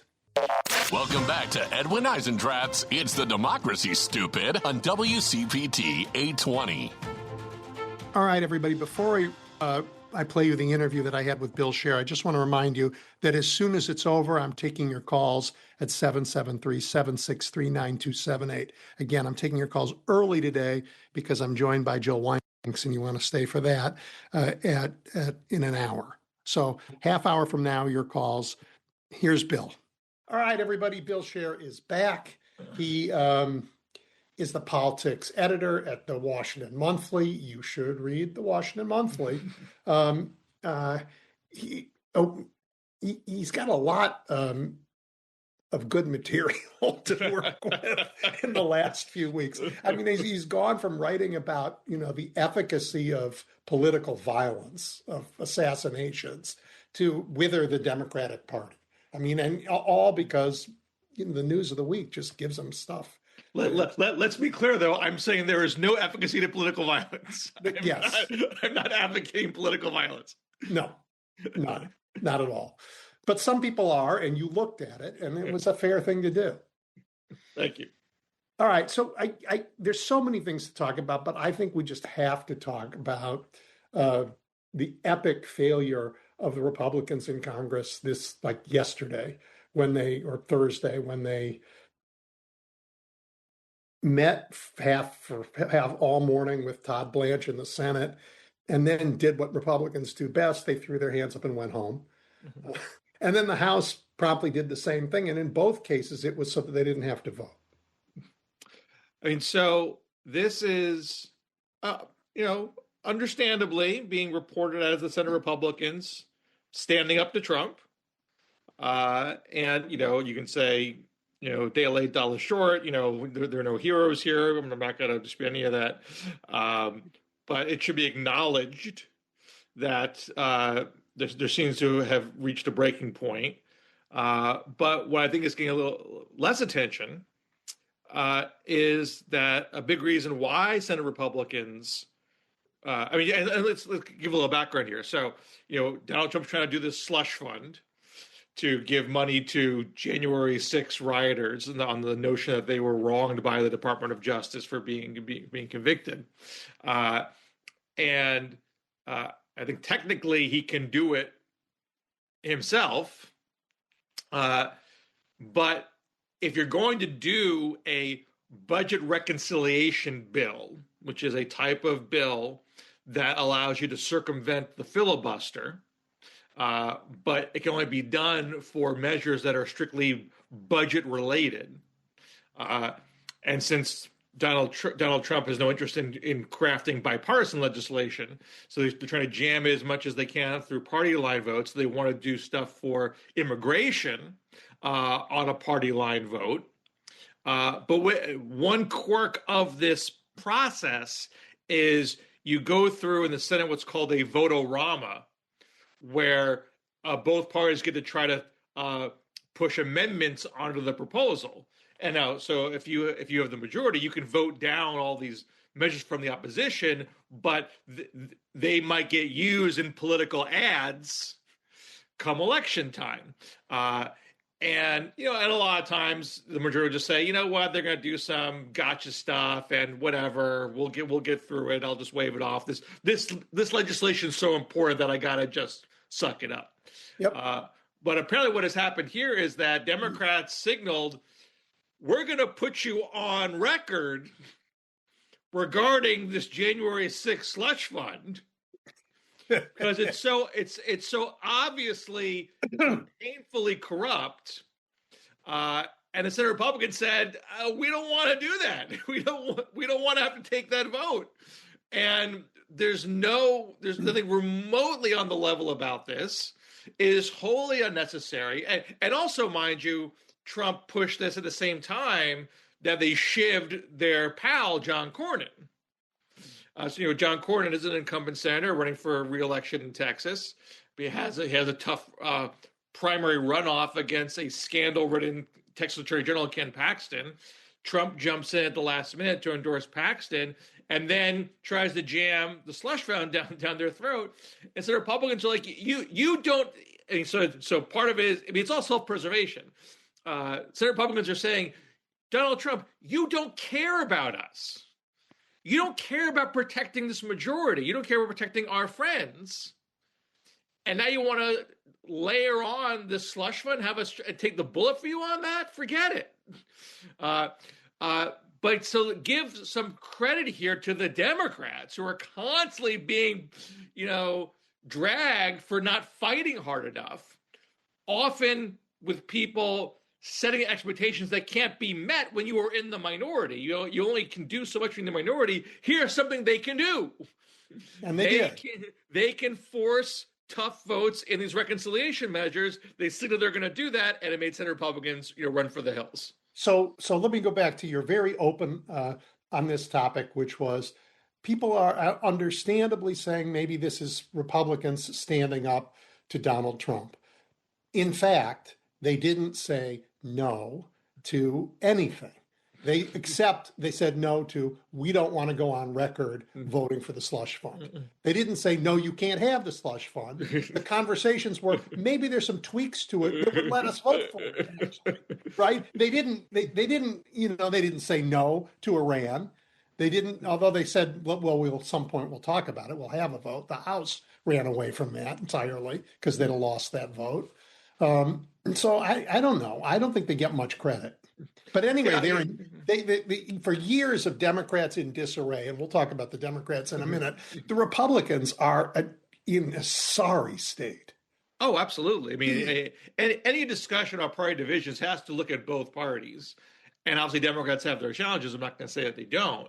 But at the bare minimum, look at the actual voting that has occurred over the past year.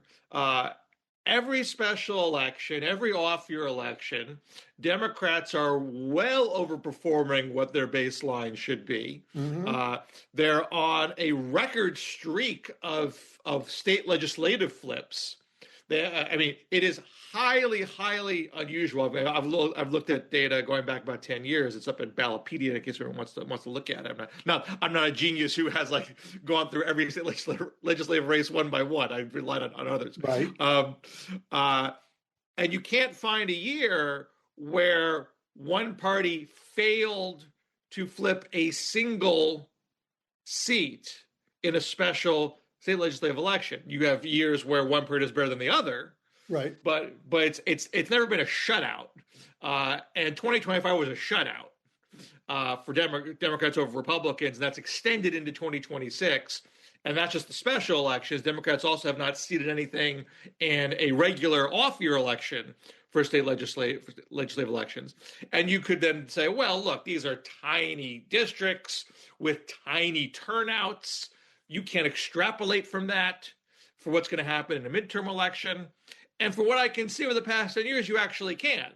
There is a pattern of when one party does demonstrably better than the other in a midterm year on the state legislative front, correlating with how well they do in the congressional mid-year election.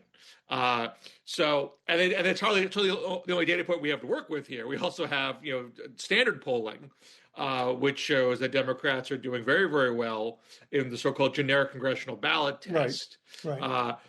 Really the strongest point that any party has been in a midterm year for the last 20 years. And that 20 years ago was 2006, after, this is George W. Bush's second term, after he had the failed Social Security privatization push, after he had the Hurricane Katrina debacle, and the Iraq War occupation had clearly become a quagmire. Democrats were cruising in those midterm polls and had a great midterm.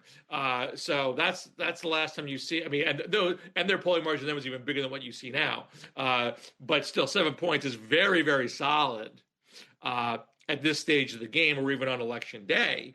And so you have all this evidence that whatever disagreements Democrats have internally, they are coming together at the ballot box. Yeah. And you're not seeing that. I want to get to the Democrats part in a second. Stick with Republicans for just another minute. Sure. I don't know what the Republican Party stands for anymore.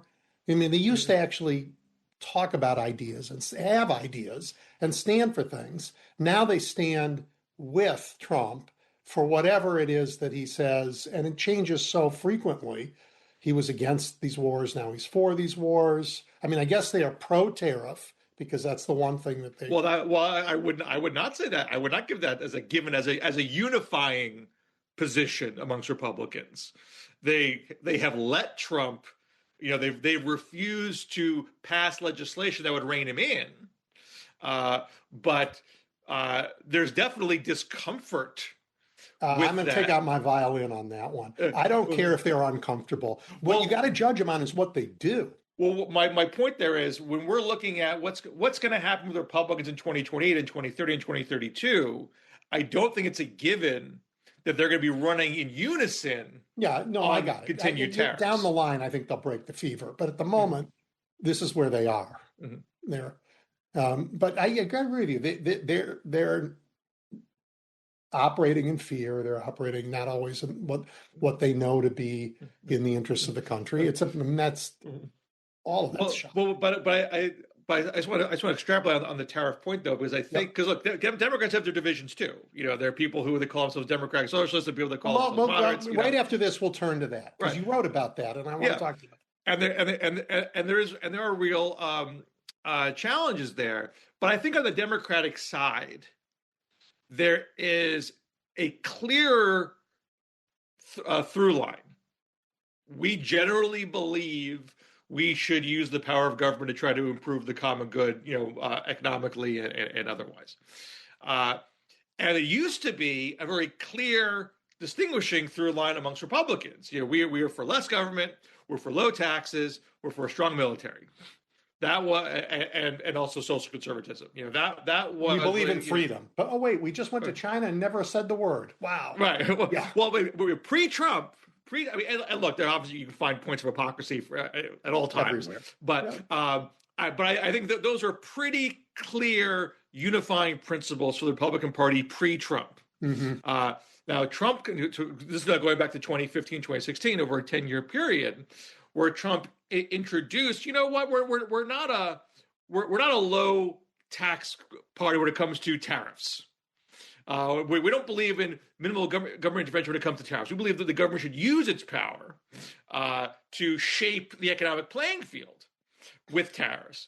We believe that we should reward companies that like us and punish companies that don't like us. We believe that we should. Trump. This is arguably more superficially honorably said, stop trying to privatize Social Security and Medicare. We got old voters in our coalition. They want that. So just give it to them. Don't be so ideologically rigid. When there are government programs that are going to help our people, then we should be for those government programs. I mean, now they've backtracked on all of that, in the one big beautiful bill. But he introduced these concepts, and it applies differently. We're going to create a government slush fund to help the people who rioted on January 6th. The other thing they believe in fundamentally right now is they should be in power forever. Well, yes. And that is a very unusual thing in a democracy. But Trump has really turbocharged the notion that we should be in power forever and use that power, use the weight of government to serve ends in all forms. Now, you can see Republicans always for big oil subsidies, and they always for being anti-abortion. So no one's perfectly pure, but Trump's on another level here. And then you have on the foreign policy front where you're moving away from any notion of being freedom fighters. Again, you can say, Republicans like Pinochet, in the 70s. Like, sure, there never was pure purity, but it's a whole other level to be like, we're going to be with the biggest dictators. We're going to be with Russia. We're going to, Trump, who ran on being China's, tough negotiating adversary, now trying to buddy up with Xi, abandoning Ukraine, cozying up this to Saudis, Bush. There was always an oil element to the Saudi relationship. I grant that, but to really set aside completely any notion that we're in this to promote human rights and trying to reform nations that do business for the long haul. That was just completely junked in every capacity. Yeah. And now, so where does that leave the Republican Party? Trump will not be on the ballot again. And so, there are clearly differences. J.D. Vance and Marco Rubio may be both sucking up to Trump with equal intensity, but they believe different things when it comes to foreign policy. And and probably believe different things when it comes to economics. Vance is more of this ends justifies the means view of government power, whereas Marco Rubio maybe, and again, his DNA may have changed over time. Who knows what would he be able to do if he actually had unfettered power? But he may be more of a more traditional Reaganite Republican, or others might get into the mix who want to push that notion. And we don't know. We truly don't know what rank and file Republicans are going to do given choices once once Trump is not the primary factor. If your loyalty is to him, you go where he tells you to go. We clearly see that happening with Republicans for the last 10 years. If he's not on the ballot, where do they go? Or does Trump remain power behind the throne and they stick with him anyway, and therefore you fully transform the party's DNA towards one of authoritarianism? I think that divide in the Republican Party is far more profound and prevents a lot more complications for their ability to hold their coalition together than whatever tension you see on the Democratic side. Yeah. All right. One more thing on the Republicans, both. I think that maybe the two-party system dies in the next few years. I think Americans, by and large, don't like either party, have decided it's not good for the country, and are going to demand either multi-member districts or ranked choice voting or something that makes that puts an end to this period of you're on this side or on that side, and you have to hate the other guy. Because I think that would be the case. I think there clearly is an appetite for that. Yep. If not for, and I say this as someone who I like the two-party system. So some people would say what I'm about to say with glee, and or with an agenda, and I'm not. But I'm saying just as a plain fact, state election laws are very support the two-party system. They make it very hard for third parties to emerge. And that's why you can go back in American history in the 19th century, the Republican Party was a new party. It didn't exist before 1856. The Whigs didn't exist until people were mad at Andrew Jackson and thought that he was too much of an authoritarian, so they banned around the Whigs. And before Andrew Jackson, the Democrats didn't exist. And Martin Van Buren created the Democratic Party because he thought a one-party deal where everyone was a nominal Republican, a different brand of Republicans, wasn't healthy for people's choices. So you had other things like the Populist Party and the Greenback Party. Those kinds of things churned more readily before we had election laws that really codified more or less a two-party system. And whereas you see in European countries where those laws don't exist, in the UK, in France, in Germany, in Israel, you see new parties crop up and things get scrambled. Now, and some people look at that and say, hooray. I look at that saying, I don't know. I have a lot of problems with that, for sure. Destabilizing. Something new is coming, I think. Yeah. All right, let's talk about the Democrats now, because you wrote this piece. The title was "The Democratic Party is Divided, but Not How You Think." Mm-mm. I have a different point of view, as you can imagine. Mm-mm. I just think the Democratic Party is diverse and has a lot of different points of view in it. And it's in a two-party system like ours, in big tent parties, that's where you form coalitions and you work out some of these differences. And that's normal operating business in a democracy. I agree with that. And Democrats have been more of a big tent party for a longer time, have shown a pretty good capacity to work out those differences perhaps in a balky, awkward, unpleasant way, but enough to get things done, to stay on the same team at election time and actually govern effectively when they get there. So I agree with all that. That's why I do think when you do see some of we saw more ideological tensions flare up in the Maine Senate primary, though that's now essentially behind us because Jan Mills dropped out. You're seeing in the Michigan Senate primary.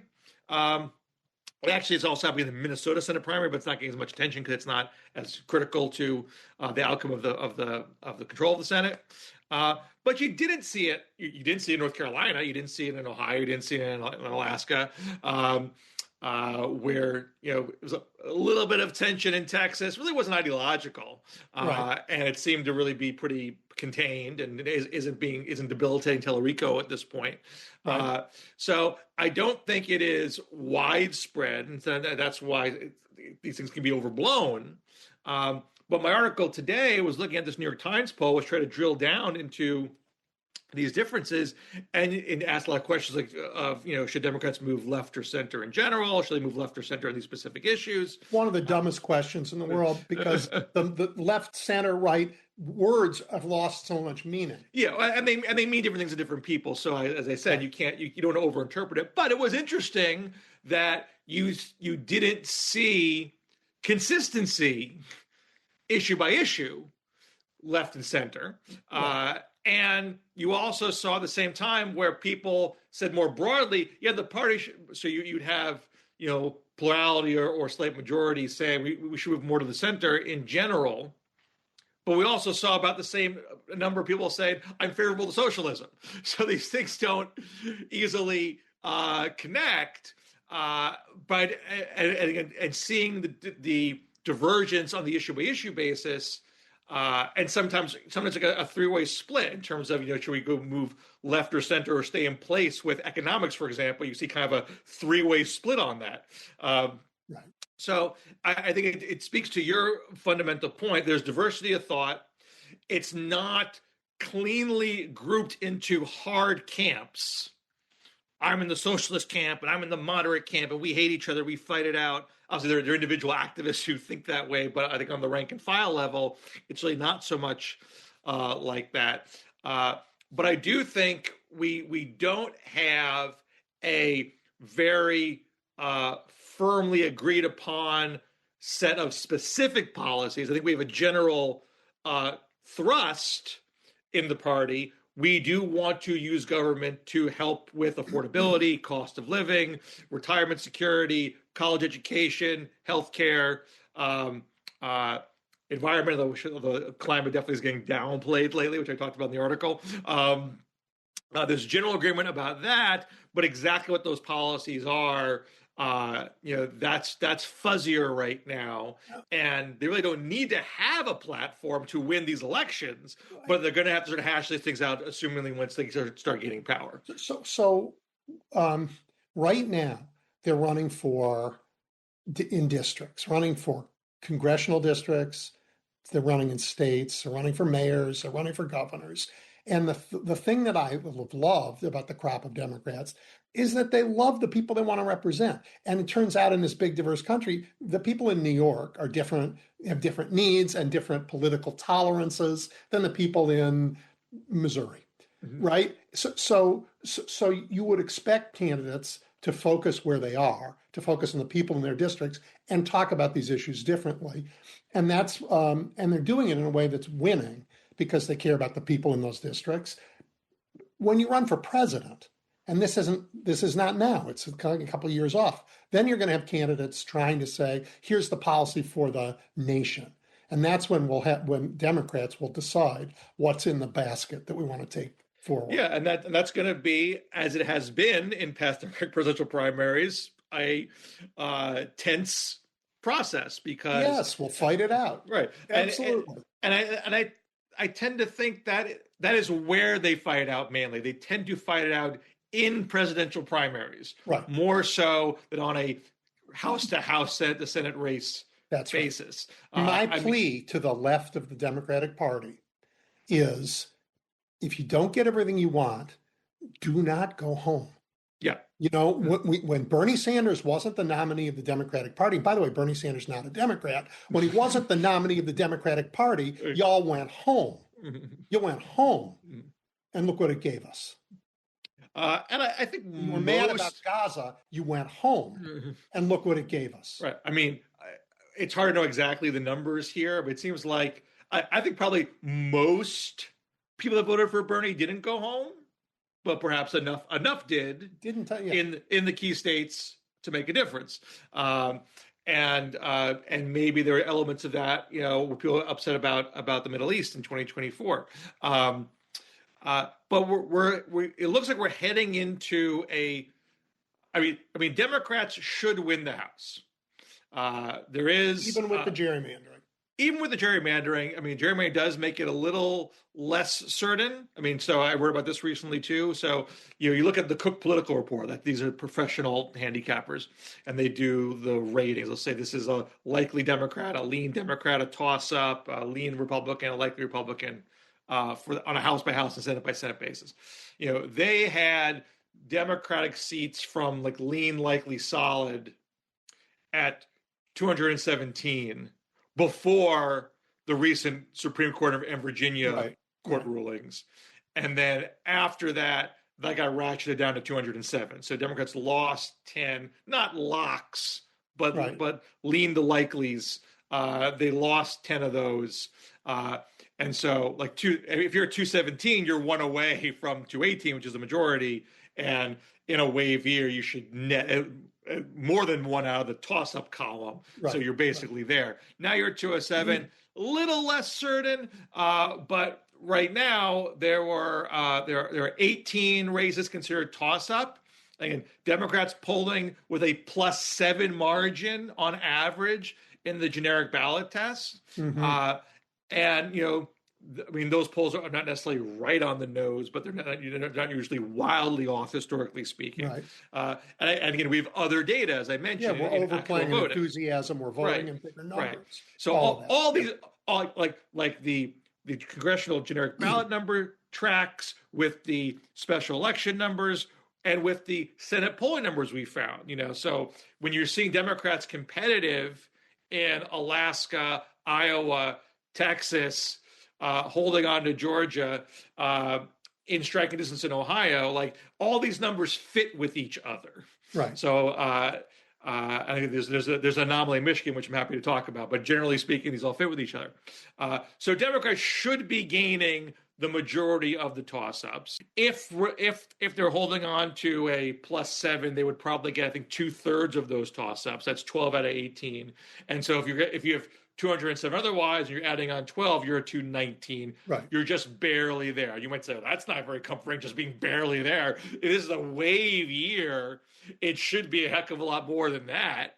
And it may be that the gerrymandering that's out there, and plus the natural ideological sorting and polarization that we've been doing to ourselves, is going to limit the number of pickup opportunities. But and also in a wave year, the number of races considered toss-ups today will probably grow by October. And so we might see more seats being put in play. And that growing is going to be on their turf. Correct. We are so close to out of time. I just want to get your quick reaction to how completely crazy is it that Donald Trump's idea, with Bibi Netanyahu's help, was to go to war to Iran to find Mahmoud Ahmadinejad and make him the guy in charge. That's what we went to war for? Oh my God. There's so many crazy things on a daily basis. Your circuit's overloaded, so it's hard to process them all. And I do wonder if we haven't given this as much attention as we should, because how crazy. I mean, Ahmadinejad during the Bush and Obama years was the face of Iran's nuclear program. He's the one that said we need to wipe Israel off the face of the map. He was the one that Netanyahu used to say you should be scared out of your mind and go to extreme lengths, because this is what you can't negotiate with these people. He was the person used to make that argument. Now, and I understand that he had a falling out with the current Iranian regime, and maybe that the Israelis thought he was ready to flip or something. Until they almost killed him. I mean, we're going to apparently they're going to free him with a missile strike, because he was under house arrest. They're going to free him with a missile strike, and he was going to run free and take over the country. But they almost killed him in the strike. And apparently, according to the New York Times, it's like he wasn't amused by that. Maybe this is a great plan. Maybe you guys don't know what you're doing. I mean, there's just a very Keystone Cops nature to all of this insanity that is unsettling. And I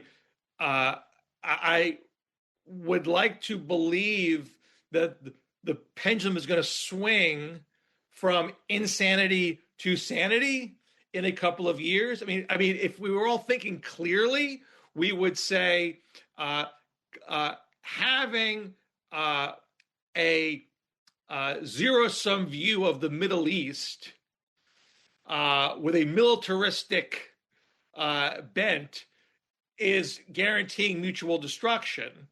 We were much better off when we had a two-state peace process for Israel and Palestine and a attempt to diplomatically resolve the Iranian nuclear program situation. Yep. And we really should be getting back to that. I worry that we're going to swing from one degree of insanity to another because social media, AI propaganda, polarization, decentralization is elevating extreme voices. Yeah. And I mean, if you're looking, we don't go there, but I'm certainly going to try to walk away from this insanity. Oh, absolutely. On the hope that something better is coming. That's got to be the end of our time. We run out of time so quickly. Thank you as always, Bill. And for those of you listening, you can find him online on social media and at the fabulous Washington Monthly. Thank you so much. Thanks, Bill. Welcome back to Edwin Eisendrath's It's the Democracy, Stupid on WCPT 820. 773-763-9278. I'm taking your calls, and Jim, kick us off. Hi, Edwin. This is not the civics that I studied as a young lad. This is nothing like it. Now, the idea to give $70 billion to Stephen Miller and the GEO group that run these private prisons, but at least 20 people have died in those prisons. They have one in California where 20 of the inmates are on hunger strike at the moment. And ICE broke into a van, smashed in the windows of some workers at a farm early in the morning. The poor guys are trying to go to work. And they try to use the face recognition, their new tool. And they're so stupid. They couldn't figure out, who's face. It could have been Mickey Mouse, for all they knew on it. Face recognition. But I imagine that they'll soup that up with the $70 billion.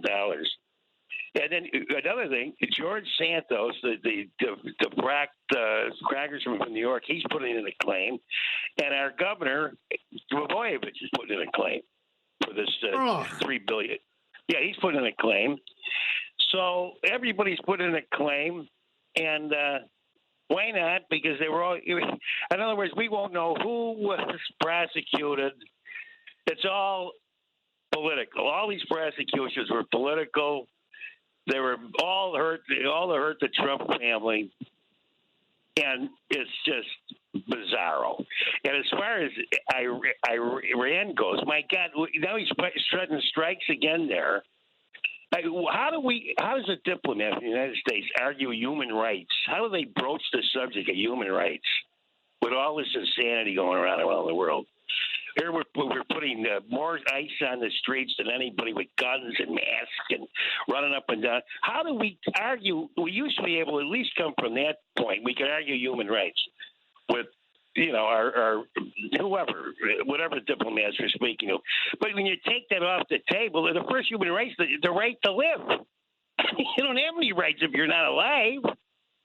So, this is just insane. This whole thing is totally insane. And $70 billion for these maniacs? It's in the GEO group. How much are they making? These contracts. We'll never be able to trace any of this dough, Edwin. Never. It's all the money's just insane. Yeah, I know it is. Of course it is. Crooked as can be. Crooked as can be. Yeah. And you know what? The list of people who, I hope they make public the list of people who apply for this money. Because that will be a list of rogues and crooks and thieves. I'm glad you told me Blagojevich was on it. That just makes perfect sense, doesn't it? Yeah, sure it does. It sure does. But was Thomas Paine right when he said that the monarchs were murderers and thieves? The older I get, the more I think these people in charge of the populace. I don't know what to say. Anyway, Edwin, have a great week, pal. Thank you very much. Thank you, Jim. Happy Memorial Day. Yep. All right, Nancy. Oh, wow. Hey, Edwin. Yep. I hope you have a good holiday. Okay. It's going to be quiet, but that's all right. I could use quiet because I had a meltdown a couple days ago, and I'm still not recovering from that. listening to all this. But here, I'm going to give you a couple of questions, and you please try to talk me off the ledge, because I'm sorry, it's not getting any better, and November will be too late. I totally agree with you that hopefully, once we get past a lot of this, or beat them, hopefully, that it can't be a two-party system. It's broken. It's completely broken. Why do you think they're in our White House for a second time when they should have never been in there in the first place? And, you know, they sit there and they call them names and they tell us how stupid they are and everything. Guess what? They're the ones sitting in the White House. They're the ones getting away with everything.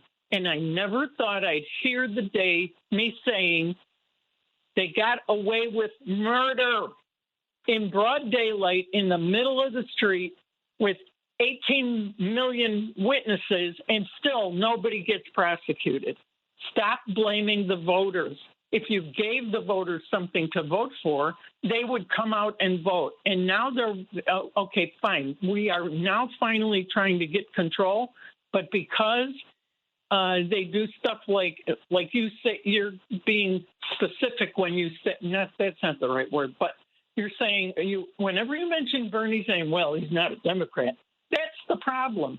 Democrats are not a united party. They are not one party. And the problem is, instead of having more choices and having more parties, and I'm not talking about 10 and 20, don't be making light of, oh, she wants, too many parties and all this stuff. No, you have to have choices. And we can't even get ranked choice voting in this country.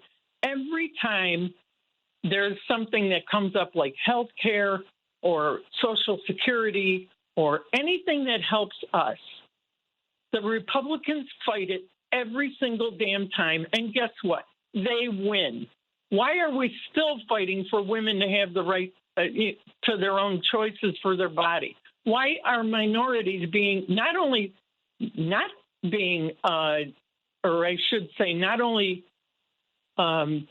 still a minority and not being equal, they're now being having their votes taken away by this not-so Supreme Court that has nobody has any control over them, and it's a party. I mean, it's a system that has.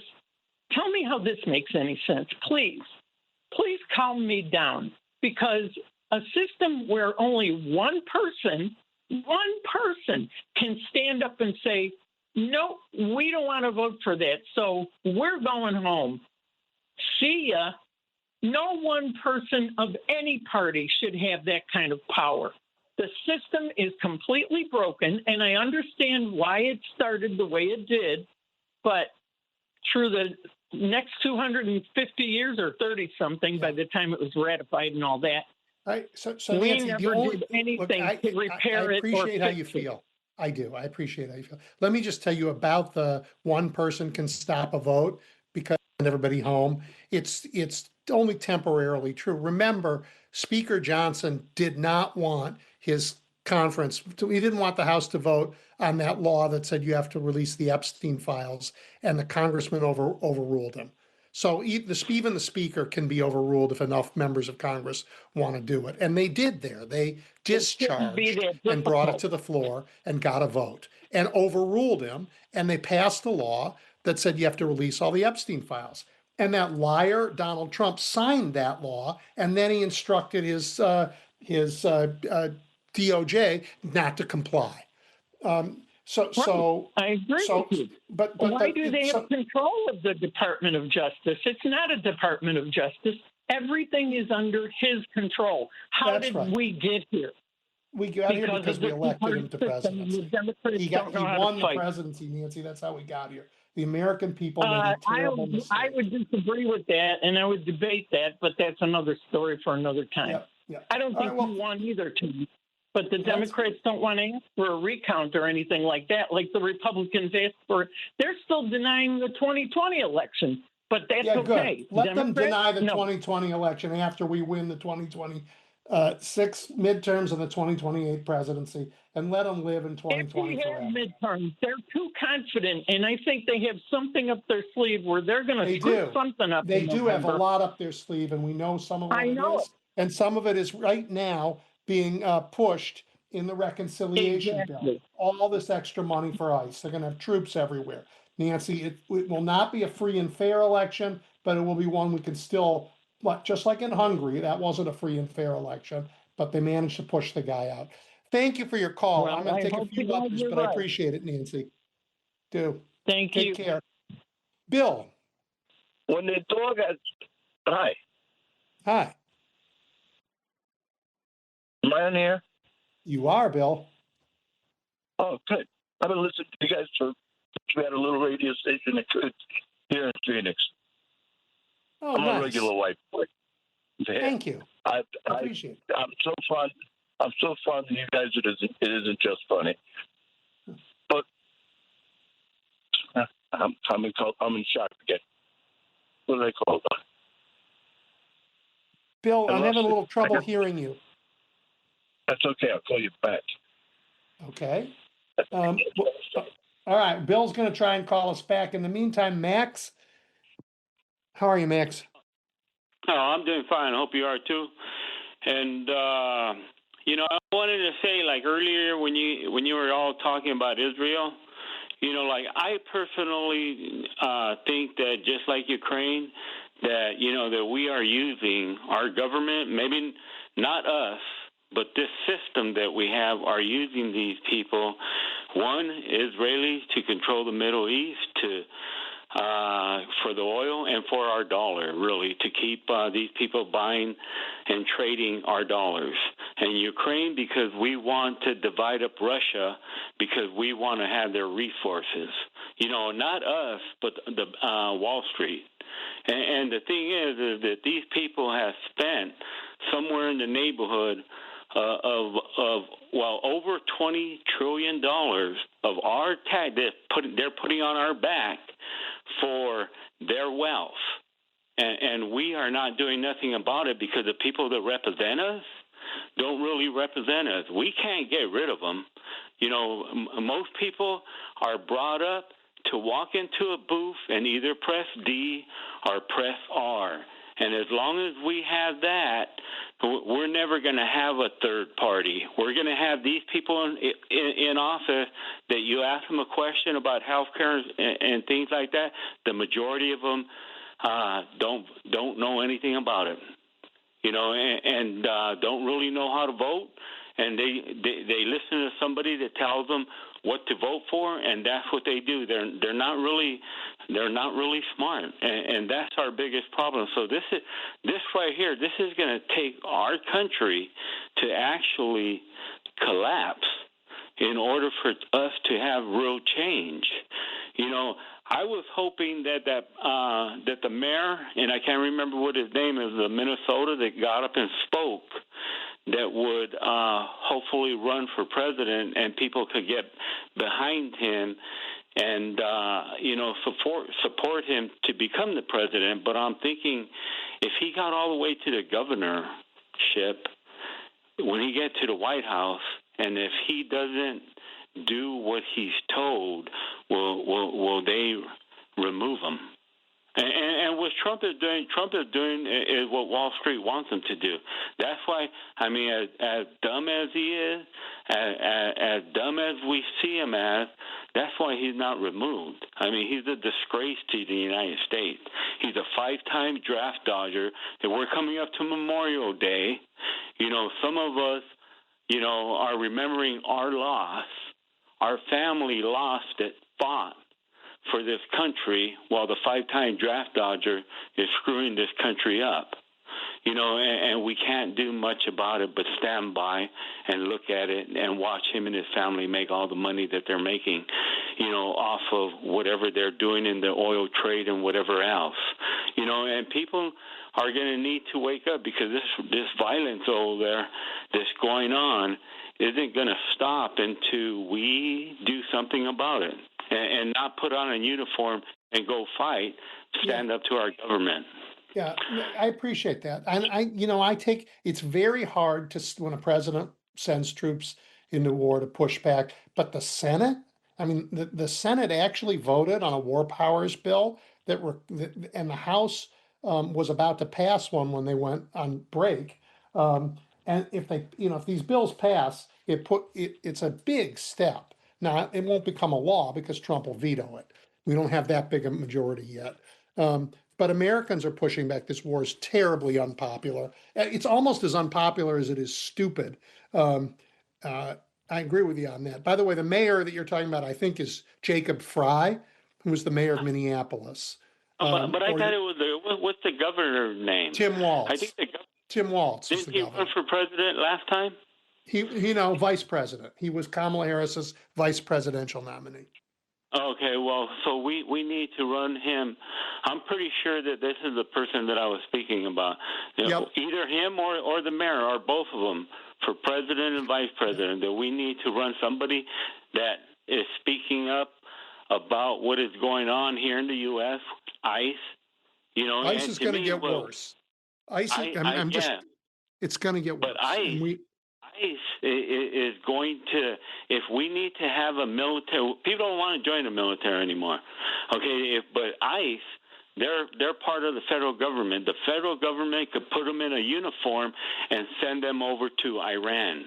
Okay, they legally they can't do that because they're part of the military. The way I understand it, they can be put into a uniform, and they think that they're making, I think it's $60,000 now in a year and just having a high school diploma, that they'll be over there on the front line fighting. And let me just say, I'd rather send them to Iran than have them occupy American cities. I lived through it in Chicago. I watched what they did in Minneapolis. That this crowd does not belong in our cities. It doesn't. They don't. Yep. All right. Well, thank you so much, as always, for calling in. I appreciate it. Bill, let's try you again. See if your sound's better. Sorry about that. I want to see Bruce Springsteen for president, Kamala Harris as vice president. You know where I'm going with this. The boss takes a year, he gives it to Kamala Harris. We bring in a vice president of choosing it, we take over the world again. That's all I got to say. Bill, I am so sorry about this, but really, I can't hear you. If you keep cutting in and out. All right. Let's go to Joe. Yes, hi. Thanks for another interesting show. And I just wanted to repeat something I say every time I call in, that the Democratic Party just needs to develop some leadership. They can't be a whole bunch of fragmented groups responding different ways to major issues when they occur. They need to be unified. And right now, the unification message needs to be one thing. Trump needs to be impeached. Him granting himself $2 billion and immunity from the IRS for himself, his family, and his businesses is a bridge too far and completely unacceptable. And every Republican knows it's completely illegal, and this is not to be accepted. He must be impeached. The Democrats have to stop pretending that there's some normal process going on after this has occurred. And we can't communicate Joe, I don't to think voters. Anybody thinks this is normal. And here we are again, Memorial Day. We're talking about, we're thinking about, and I'm thinking about the Americans who gave their lives for this democracy, to create it way back in the late 1700s, to expand it in the 1800s, to defend freedom in the world in the 1900s, to defend the Capitol in 2006. You know, a lot of people have given everything for this idea of a real democracy. And what do we have in the White House today? Someone who hates the idea of democracy, who's trying to break it at every opportunity, whose hand is in the public till for his own benefit. It is by turns agonizingly sad and disgusting. So I agree with you. And I don't think Democrats are confused about this. If we had the chance to throw them out of office, we would do it in a heartbeat. Yes, but that has to be the absolute message. We can't continue to vote for these different bills that come up. We have to demand that he be impeached and make it clear that any Republican that supports anything about this person right now is a criminal, that they all know this is illegal and criminal actions, and if they support it, they are criminals. And we need to make it clear that the Republicans in supporting this are evil people destroying our country, and to pretend and to we can't just say that in one sentence and then go about normal business the next sentence like we're trying to have some kind of normalcy. This is not normal. It's evil, and we have to communicate it clearly. The voters are not going to support the Democrats if they're not very firm about this. It's not going to be a clear message. I think you'll see candidates who are very firm about it. I mean, I'm not worried about our candidates, Joe. I mean, that's why Democrats have been running the tables in elections. I go and listen to candidates running for Congress, running for mayors, running for state legislative seats, and they're very clear-eyed about what's going on in Washington. But there's something else, too. They're very clear-eyed about what the people in their districts need, and they love their districts, and they want to serve them. And those two ideas can both coexist at the same time, and they're doing a good job. Well, I worry a lot about our voters because they need to be communicated to very clearly. It's very challenging. You have a huge amount of immigrants and immigrant families that voted for Trump not understanding what's going on. You have a lot of people that need Social Security and Medicaid and Medicare that vote for Republicans. You have people that don't understand that the Republicans want to outlaw birth control. It's very challenging to communicate to voters, and they are easily deflected by one, sidetracked issue that the Republicans can be very good at promoting and, turning off voters. That's fair, Joe. It's a fair warning. Yeah. Fair warning. The Republicans have massive advantages in media, and they are practice traffickers in distortion and lies. So you're right to warn everybody. Hey, I'm going to move on, but I really appreciate your call. Okay, thank you. Yeah. Okay, Richard. Hello there. Hi. Yeah, hi. How are you? The reason I called was I keep hearing third party, and we all have our pet peeves. And I was just, as that goes on, it blows my mind because we all ought to know that Nader and Jill Stein put Republicans in office. And at this point, for people to get so wrapped up in their own pet peeves is missing the bigger picture. And the bigger picture is we have to defeat Republicans. If you don't like everything about the Democrats, tough. No one's going to ever get what they want. We have to get our mind around the fact that this is really important. Sorry? No, I'm laughing. I look, Richard, I totally agree with you. And by the way, if Nancy were still on the phone, she would actually agree with you too. She's the one who calls in, who hates the two-party system as much as anything, but she will crawl to the polls to vote against Donald Trump.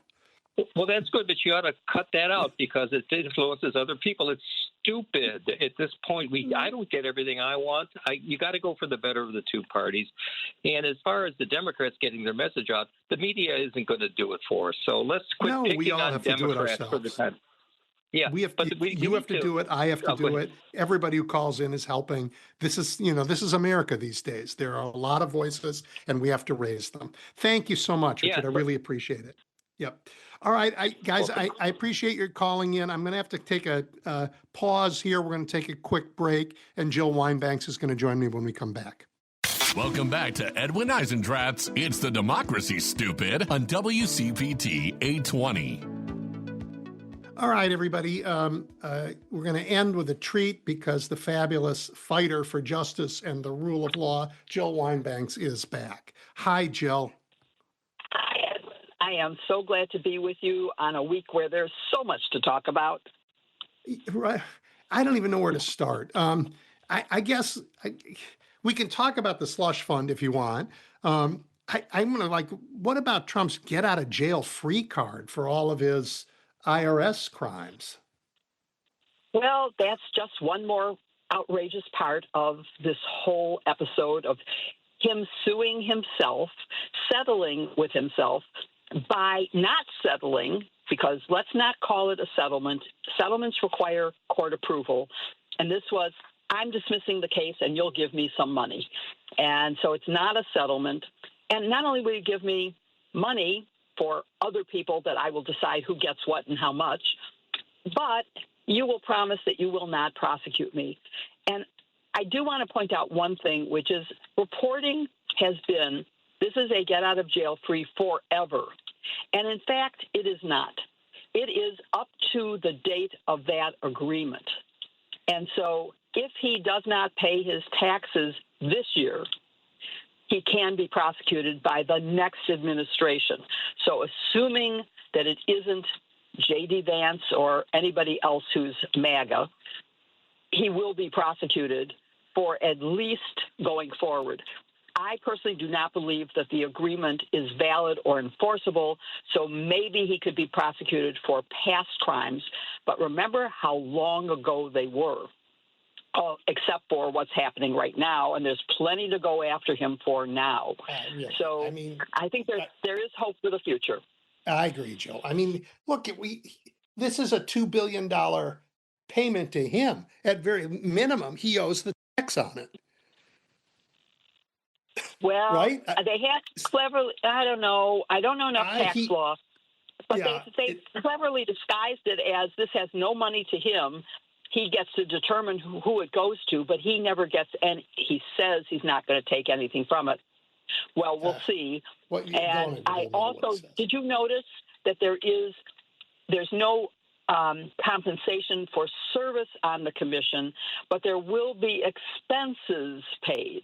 I'd like to make sure we audit those expenses for I'd like to make sure it never goes into operation. And I know there's litigation to try and stop it already. Yes. If this is legal, then we have no rule of law. So it's got to get stopped, Joe. It's just got to get stopped. I think so. I mean, the first lawsuit was Harry Dunn and Hodges, another police officer who is currently still serving. Hodges is running for Congress in Maryland, but Dunn is running. Hodges is still on the police force, and they have been getting death threats. And they say this will hurt us because we will get more death threats from people who are empowered by this and who get money for buying new weapons. And that's probably true, don't you think? Absolutely true. It's a vigilante payment program. Yeah, exactly. So, yeah, it's completely illegal for many, many reasons. Yep. One is it was a fake lawsuit to begin with. You cannot possibly expect a fair lawsuit when you are the plaintiff and the defendant. And so it was ridiculous to begin with. And there are so many other reasons, separation of powers and other reasons why it is just a fraud to begin with and should have been dismissed out of hand. And the reason they dismissed the case and didn't go for a settlement is because the judge wouldn't have approved it. It's not related to any damages he suffered. What damage did he suffer? He got elected anyway. So this is Donald Trump saying, among other things wrong with this is him saying, I get to decide how the federal government spends its money. I'm spinning up a new federal program that's going to make payments. Congress doesn't have anything to say about it. I'm doing that. And the judiciary doesn't get to decide conflicts anymore. I'm deciding. So he's undermined both branches of government to put his hand in our treasury. There must be consequences. We will hold him to account one way or another going forward. One way or another. I hope so. But, you mentioned something very important, which is he's deciding what laws are laws. His decision that the Presidential Records Act is unconstitutional is an unheard of, outrageous decision. Courts decide what is a constitutional law, not the Department of Justice, but the Office of Legal Counsel. His own lawyers wrote a memo saying, you asked whether this was a constitutional law, and we have concluded that it is not constitutional. And their premise, their reasoning is completely flawed and completely inaccurate. But even if it was accurate, that's an argument you have to bring to court and let a court decide. You do not decide what laws you will enforce or not enforce. So, well, I'm not sure of that anymore, Jill. I'm not. We are in such a constitutional crisis now, where the normal order has been destroyed, and it's been partly destroyed by Donald Trump and partly destroyed by a feckless Congress that won't use its powers, and partly destroyed by John Roberts and his court. I mean, if I were the next president, I'd be tempted to say that I will fully enforce the Voting Rights Act, period, and I urge Congress not to seat anyone elected from an illegal district. And I know that's not how you're supposed to do it. You're supposed to go back to the Supreme Court and say, gee, fellas, I think you misunderstood. Would you hear this again? But I was tempted to ignore it. That's how much, because otherwise, Jill, we let them create a constitutional crisis and take advantage of it. And we don't acknowledge that it's really out there. And it really is there. You know, when you say we, you and I are on the same, path, but we have not done the planning that the Republicans have done, that the MAGA Republicans have done. I don't see a Project 2029 the way we saw a Project 2025. When he won and got inaugurated on day one, they started implementing that exact plan. They put forward executive orders. They did everything that was already planned for. Where is the Project 2029 from the Democrats, and I why agree with you. Don't they have it? Because the people who are working on these things are hanging out in Washington, and they really don't. They're not the right people to do it. I agree with you entirely. Entirely. Let me talk about two things though that are good news. Yeah. Well, good news? Abrego Garcia and the Broadview Six, right? Yes.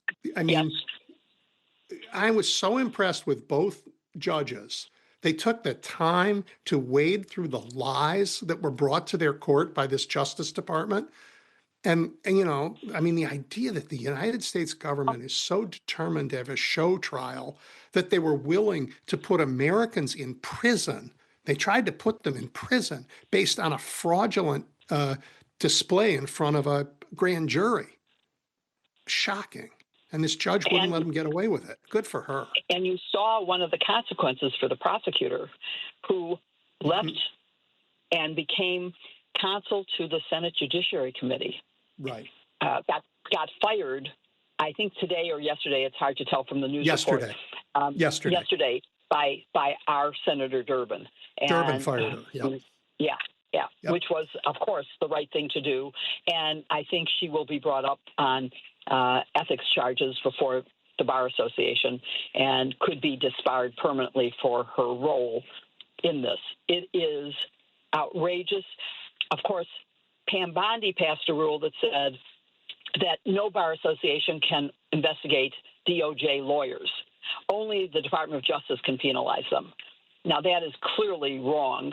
On the other hand, the ABA just dropped its DEI requirements for law schools because the administration threatened to take away their accreditation powers if they didn't. And although the ABA has been very good about standing up for some of the other things, like including the law firms that got threatened with sanctions, et cetera, because of past representation of people Donald Trump doesn't like, they did drop the DEI. And it's sad. It's just sad. It's almost as bad as the Calais decision, where the court says, oh, yeah, partisan, yeah, we can favor Republicans. We just can't favor any minorities other than Republicans. And let's make Republicans the majority by letting them gerrymander. It's outrageous. What's happening, you wouldn't believe it. If I wrote it in a script for Hollywood, you wouldn't go see it because you probably don't like fantasy, and this would be fantasy, but it isn't. It's our life today. Yeah. Well, our government's been taken over for sure. And it was an attempt for a long time to take it over, and they finally have succeeded.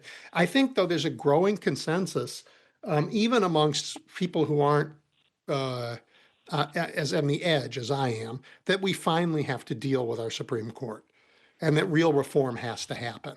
And I am confident that we will now make court reforms. And whether that's expanding the court or limiting their jurisdiction on some things, or creating not term limits, because you can't do that, but saying you're appointed for life, but of that life term, only 18 years of it is on the Supreme Court, the rest is on the federal bench somewhere else. We might do those things now. I think we might, but until we get rid of the Republican House and Senate and the Republican president, we will not be able to, because I agree with that, Jill. He will veto anything. And so even the reforms that are being proposed now, which are, modest, and even the reforms about the grift fund will not get through. We will have a problem because he will veto whatever legislation is passed, which is why the lawsuits challenging the fund are more important than you might think. I wouldn't think they were important except for the fact that no legislation is going to happen. So if it's going to be stopped, it's going to have to be by a lawsuit. On the other hand, the lawsuit will take as long. I mean, lawsuits don't get resolved overnight. And so, hopefully, we can hope for... it'll get enjoined early and they won't spend the money. Yes, that's what I was going to say. Is we can only hope for a preliminary injunction quickly and that they will obey it. I worry, for example, on the Presidential Records Act, which the courts have said, you can't just decide that. They upheld it during the Nixon administration, so we know it's specifically upheld as legal. But in the meantime, the order doesn't go in effect till May 26th. And I worry, honestly, now that they know that it's probably illegal, that it's not illegal until the 26th when the order goes into effect, that they could destroy a lot of evidence right now before May 26th. And I'm usually Pollyanna, but I am starting to see reality of the Trump administration and worry that they will just ignore all the rules. Yeah, I believe as they have been doing. I believe you. So. There's no area where this administration has made Americans' lives better. Again, not in any. And all of it has been about breaking the rules to lock their control of power and to raid the Treasury for their own benefit. I just think about, like, what are we doing in war in Iran? Well, the oil companies are posting record profits, which and not paying record taxes. Right. Yeah. And we're in a war that we have that's made us weaker. That's made America a pariah around the world. That's caused enormous harm everywhere. And we have a president who doesn't know what to do. He just doesn't. I mean, Jill, what do you make of a commander in chief who posts, "We're in control of the Strait of Hormuz and Iran better open it"? Like, what? Crazy stuff. It is all crazy. And now we have to worry about Cuba. The Nimitz carrier with 6,000 troops aboard, half our soldiers, our sailors who are taking care of running the boat and manning the boat, and half our airmen and maintenance people taking care of the planes that are on this aircraft carrier. And so are we going to invade Cuba again? I think it looks possible. And are we going to take out a 94-year-old who committed a crime 30 years ago, allegedly? 30 years ago. Okay, murder doesn't have a statute of limitations. Okay, so the statute hasn't run. But really, is that how we're going to use our resources, is to send 6,000 troops plus, because there are other assets there, to take out a 94-year-old who will certainly die before he goes to trial? And Jill, once again, just as in Venezuela, taking Raul Castro out of that island and putting him in an American jail doesn't change the regime in Cuba. That's not what that does. Now, maybe even it'll less, be even less than Venezuela, because he is not the current president. Right. Yes, he has influence. He does definitely have influence, but he's not the administration now. So, No. yes, you're right. It won't change anything. It won't reduce communism. It won't bring, and if we don't let gas and oil in, they will continue to have shortages and power outages, and they don't have food. I have had the privilege of visiting Cuba twice, and it's a lovely country that we could help and make friends with and benefit from, except for our government's position, which is governed by a very powerful group of teeny numbers in Florida of Cuban Americans. And what about the rest of us? This is ridiculous. And the fact that we can't travel there freely is absurd, that we have to go on an educational mission. It's insane. And of course, what now does we have Donald to Trump worry. want to do? Does he want does he want Cuba to be like Gaza? Does he want to just have it be a place where it's almost impossible to live, where people, are struggling to find water and food, and medicine is not available, and journalists can't go and report on it?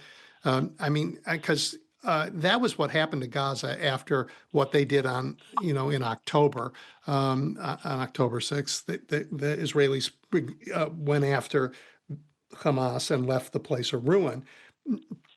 The last time Cuba did anything to us was 1962? It was a long time ago. And I think but now we're going to go after them in a way that we have for the last 60 years seems unimaginable. It is. And 1962, they didn't actually do anything. There was a threat. And I'm tougher than you. They let the Russians put nukes on their island and point them our way. That is okay. That's true, but they didn't fire them at us. It was a threat, and it was intended as intimidation. And maybe the Nimitz carrier being near Cuba is intended as intimidation in the same way. But nothing happened because President Kennedy and Ted Sorensen and others in the administration dealt with it calmly and diplomatically, and the missiles were taken away. And so there was never any consequence to that. So, and it's a little late to wait till, 2026.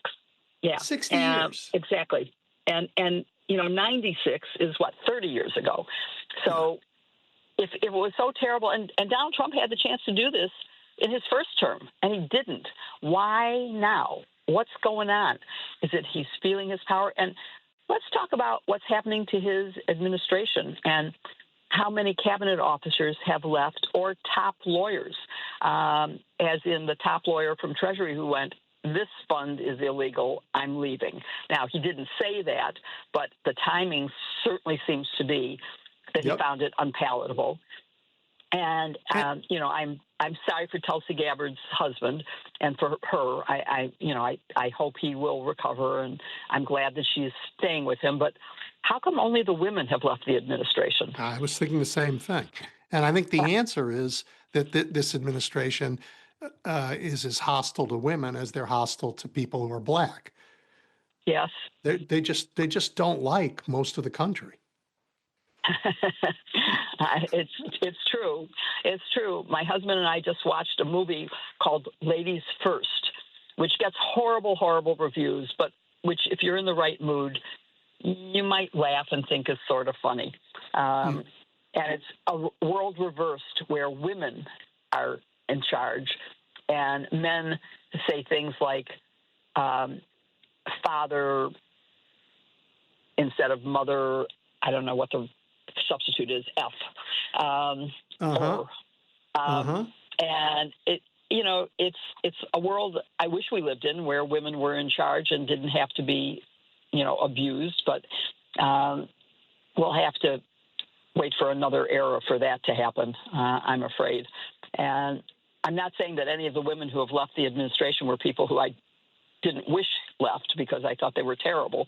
But I do find it amusing that some of the most horrible ones are men, and they're still there. So it's a different world we live in, isn't it? Quite a sad state of affairs for us, I'm afraid. I don't know how Pete Hegseth can keep his job after this terrible performance. Terrible performance. I mean, we have, and now it turns out we were using our missile defenses so that Israel didn't have to use theirs. And now we depleted ours, protecting Israel during the Iran war. We didn't tell the American people that, but now that's out there. And I mean, Israel can defend it. So we've helped Israel build a power to defend itself. It didn't need that, but we decided that we would do that. And Pete Hegseth has dangerously depleted America's armory while he's wrecked the morale of our troops in his sort of pound your chest, we're going to go kill people all over the world. I mean, I don't know how he keeps his job. It's not just the, in addition to the munitions that we have depleted to our detriment, he's fired a lot of the top military leadership, and that is a significant problem. Yes. And he has a recruitment problem. Killed morale. Morale's down, recruitment is down, the senior leadership has been depleted, the missiles have been depleted, he's running crazy budgets, and now he wants another $500 billion more. It's all of which is insane. And you have a president saying, oh, but we can't afford SNAP benefits. We can't afford child care. And then he asks for all this money for the Pentagon and other stuff. It's absurd. It is, of course, as a Democrat, I support the social protections much more than I would support. And I support our military. I worked in the Pentagon. I have a great admiration for what they do and for how necessary they are. But when you have bad leadership, it's not doing the right things.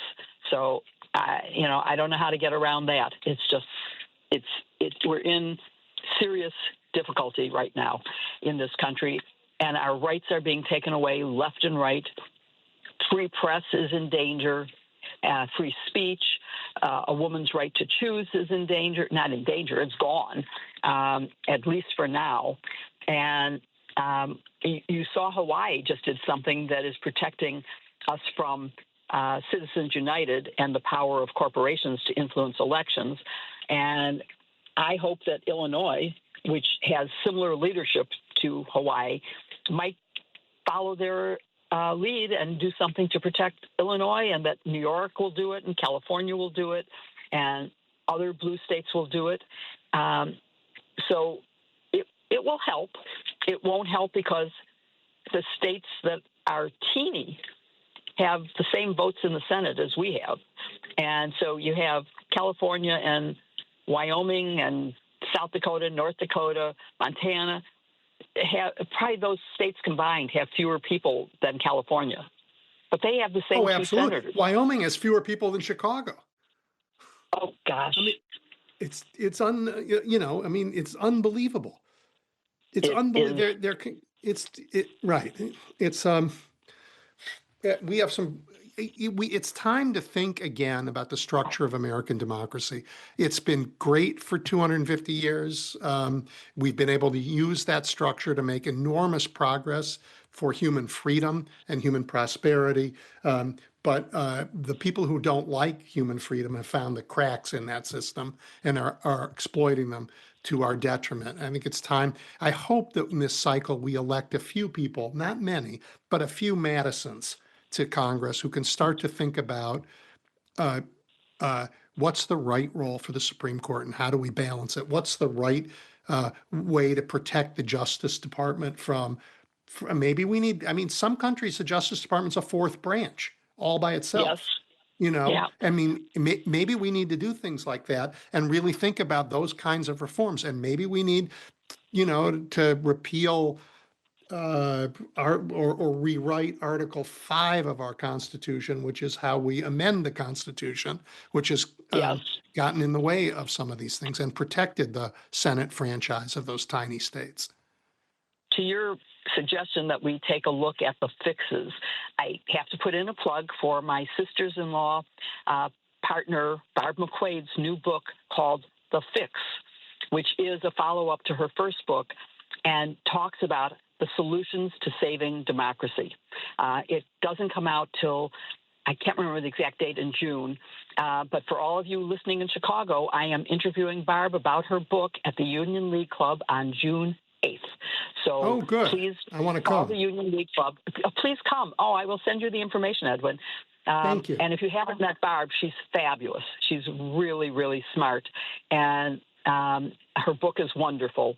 So, and we do need to take a hard look at what are the things that we can correct, because the norms that were in place when our founders wrote the Constitution and the populations that were in place weren't the disparate type that we have now. It wasn't where we had over, population in some states and under in others, to the extent that it's so imbalanced that a voter in Wyoming has way more power than a voter in Illinois. That just isn't fair, and it's not what was intended. So I know we do intend for some disparity, because that was how the Senate was set up, with 2 each, but not this big a disparity. And frankly, I think that some states should divide, like California, into maybe 6 states, and so they get 12 senators. That's so interesting. I played this game. I thought about some fixes, and the one that is sort of the most Hunger Games is where the biggest state splits in half, and the smallest state gets absorbed into the next smallest state it touches. Wow! And we just, you know what I mean? And then over 10 or 15, I don't know, and probably in 5 decades, we'll have all states will be roughly the same size. That's what we need to do for sure. That's a great idea. I hadn't thought about the merger. Very I thought about the separation. But no, it makes a lot of sense to have equal populations so that a state has 2 representatives that represent the same number of people. Of Americans. That's right. Yeah. I mean, that's if we're going to keep the state role in the federal government the way it is, it does need to be fairer. I mean, Wyoming, we have really. we have to think about the Electoral College, and we have to think about this gerrymandering stuff in a state where 30% or 50% of the population are Democrats. How is it that 80% of the members of Congress are of the other party? That's just not fair, but that's how it is right now, and we have to do something about that, I think. Totally agree. And we had done something about it, but the Supreme Court decided in its infinite wisdom that that's not good enough, which is why we're back to Supreme Court reform. Jill, we've run out of time. If you're listening and you're in Chicago, June 8th at the Union League Club, make sure you go and find Jill. I'm going to do that. And Jill, as always, it's a pleasure to talk. Thank you. Have a wonderful Memorial Day. Let's celebrate those who have given, their lives for us and protected the democracy that we now have to re-protect. And everybody get out there and vote and make sure that we do what we can to save our rights. Thank you, Jill. And thank all of you. And thank all of you for being here today. Happy Memorial Day. I'll see you next week.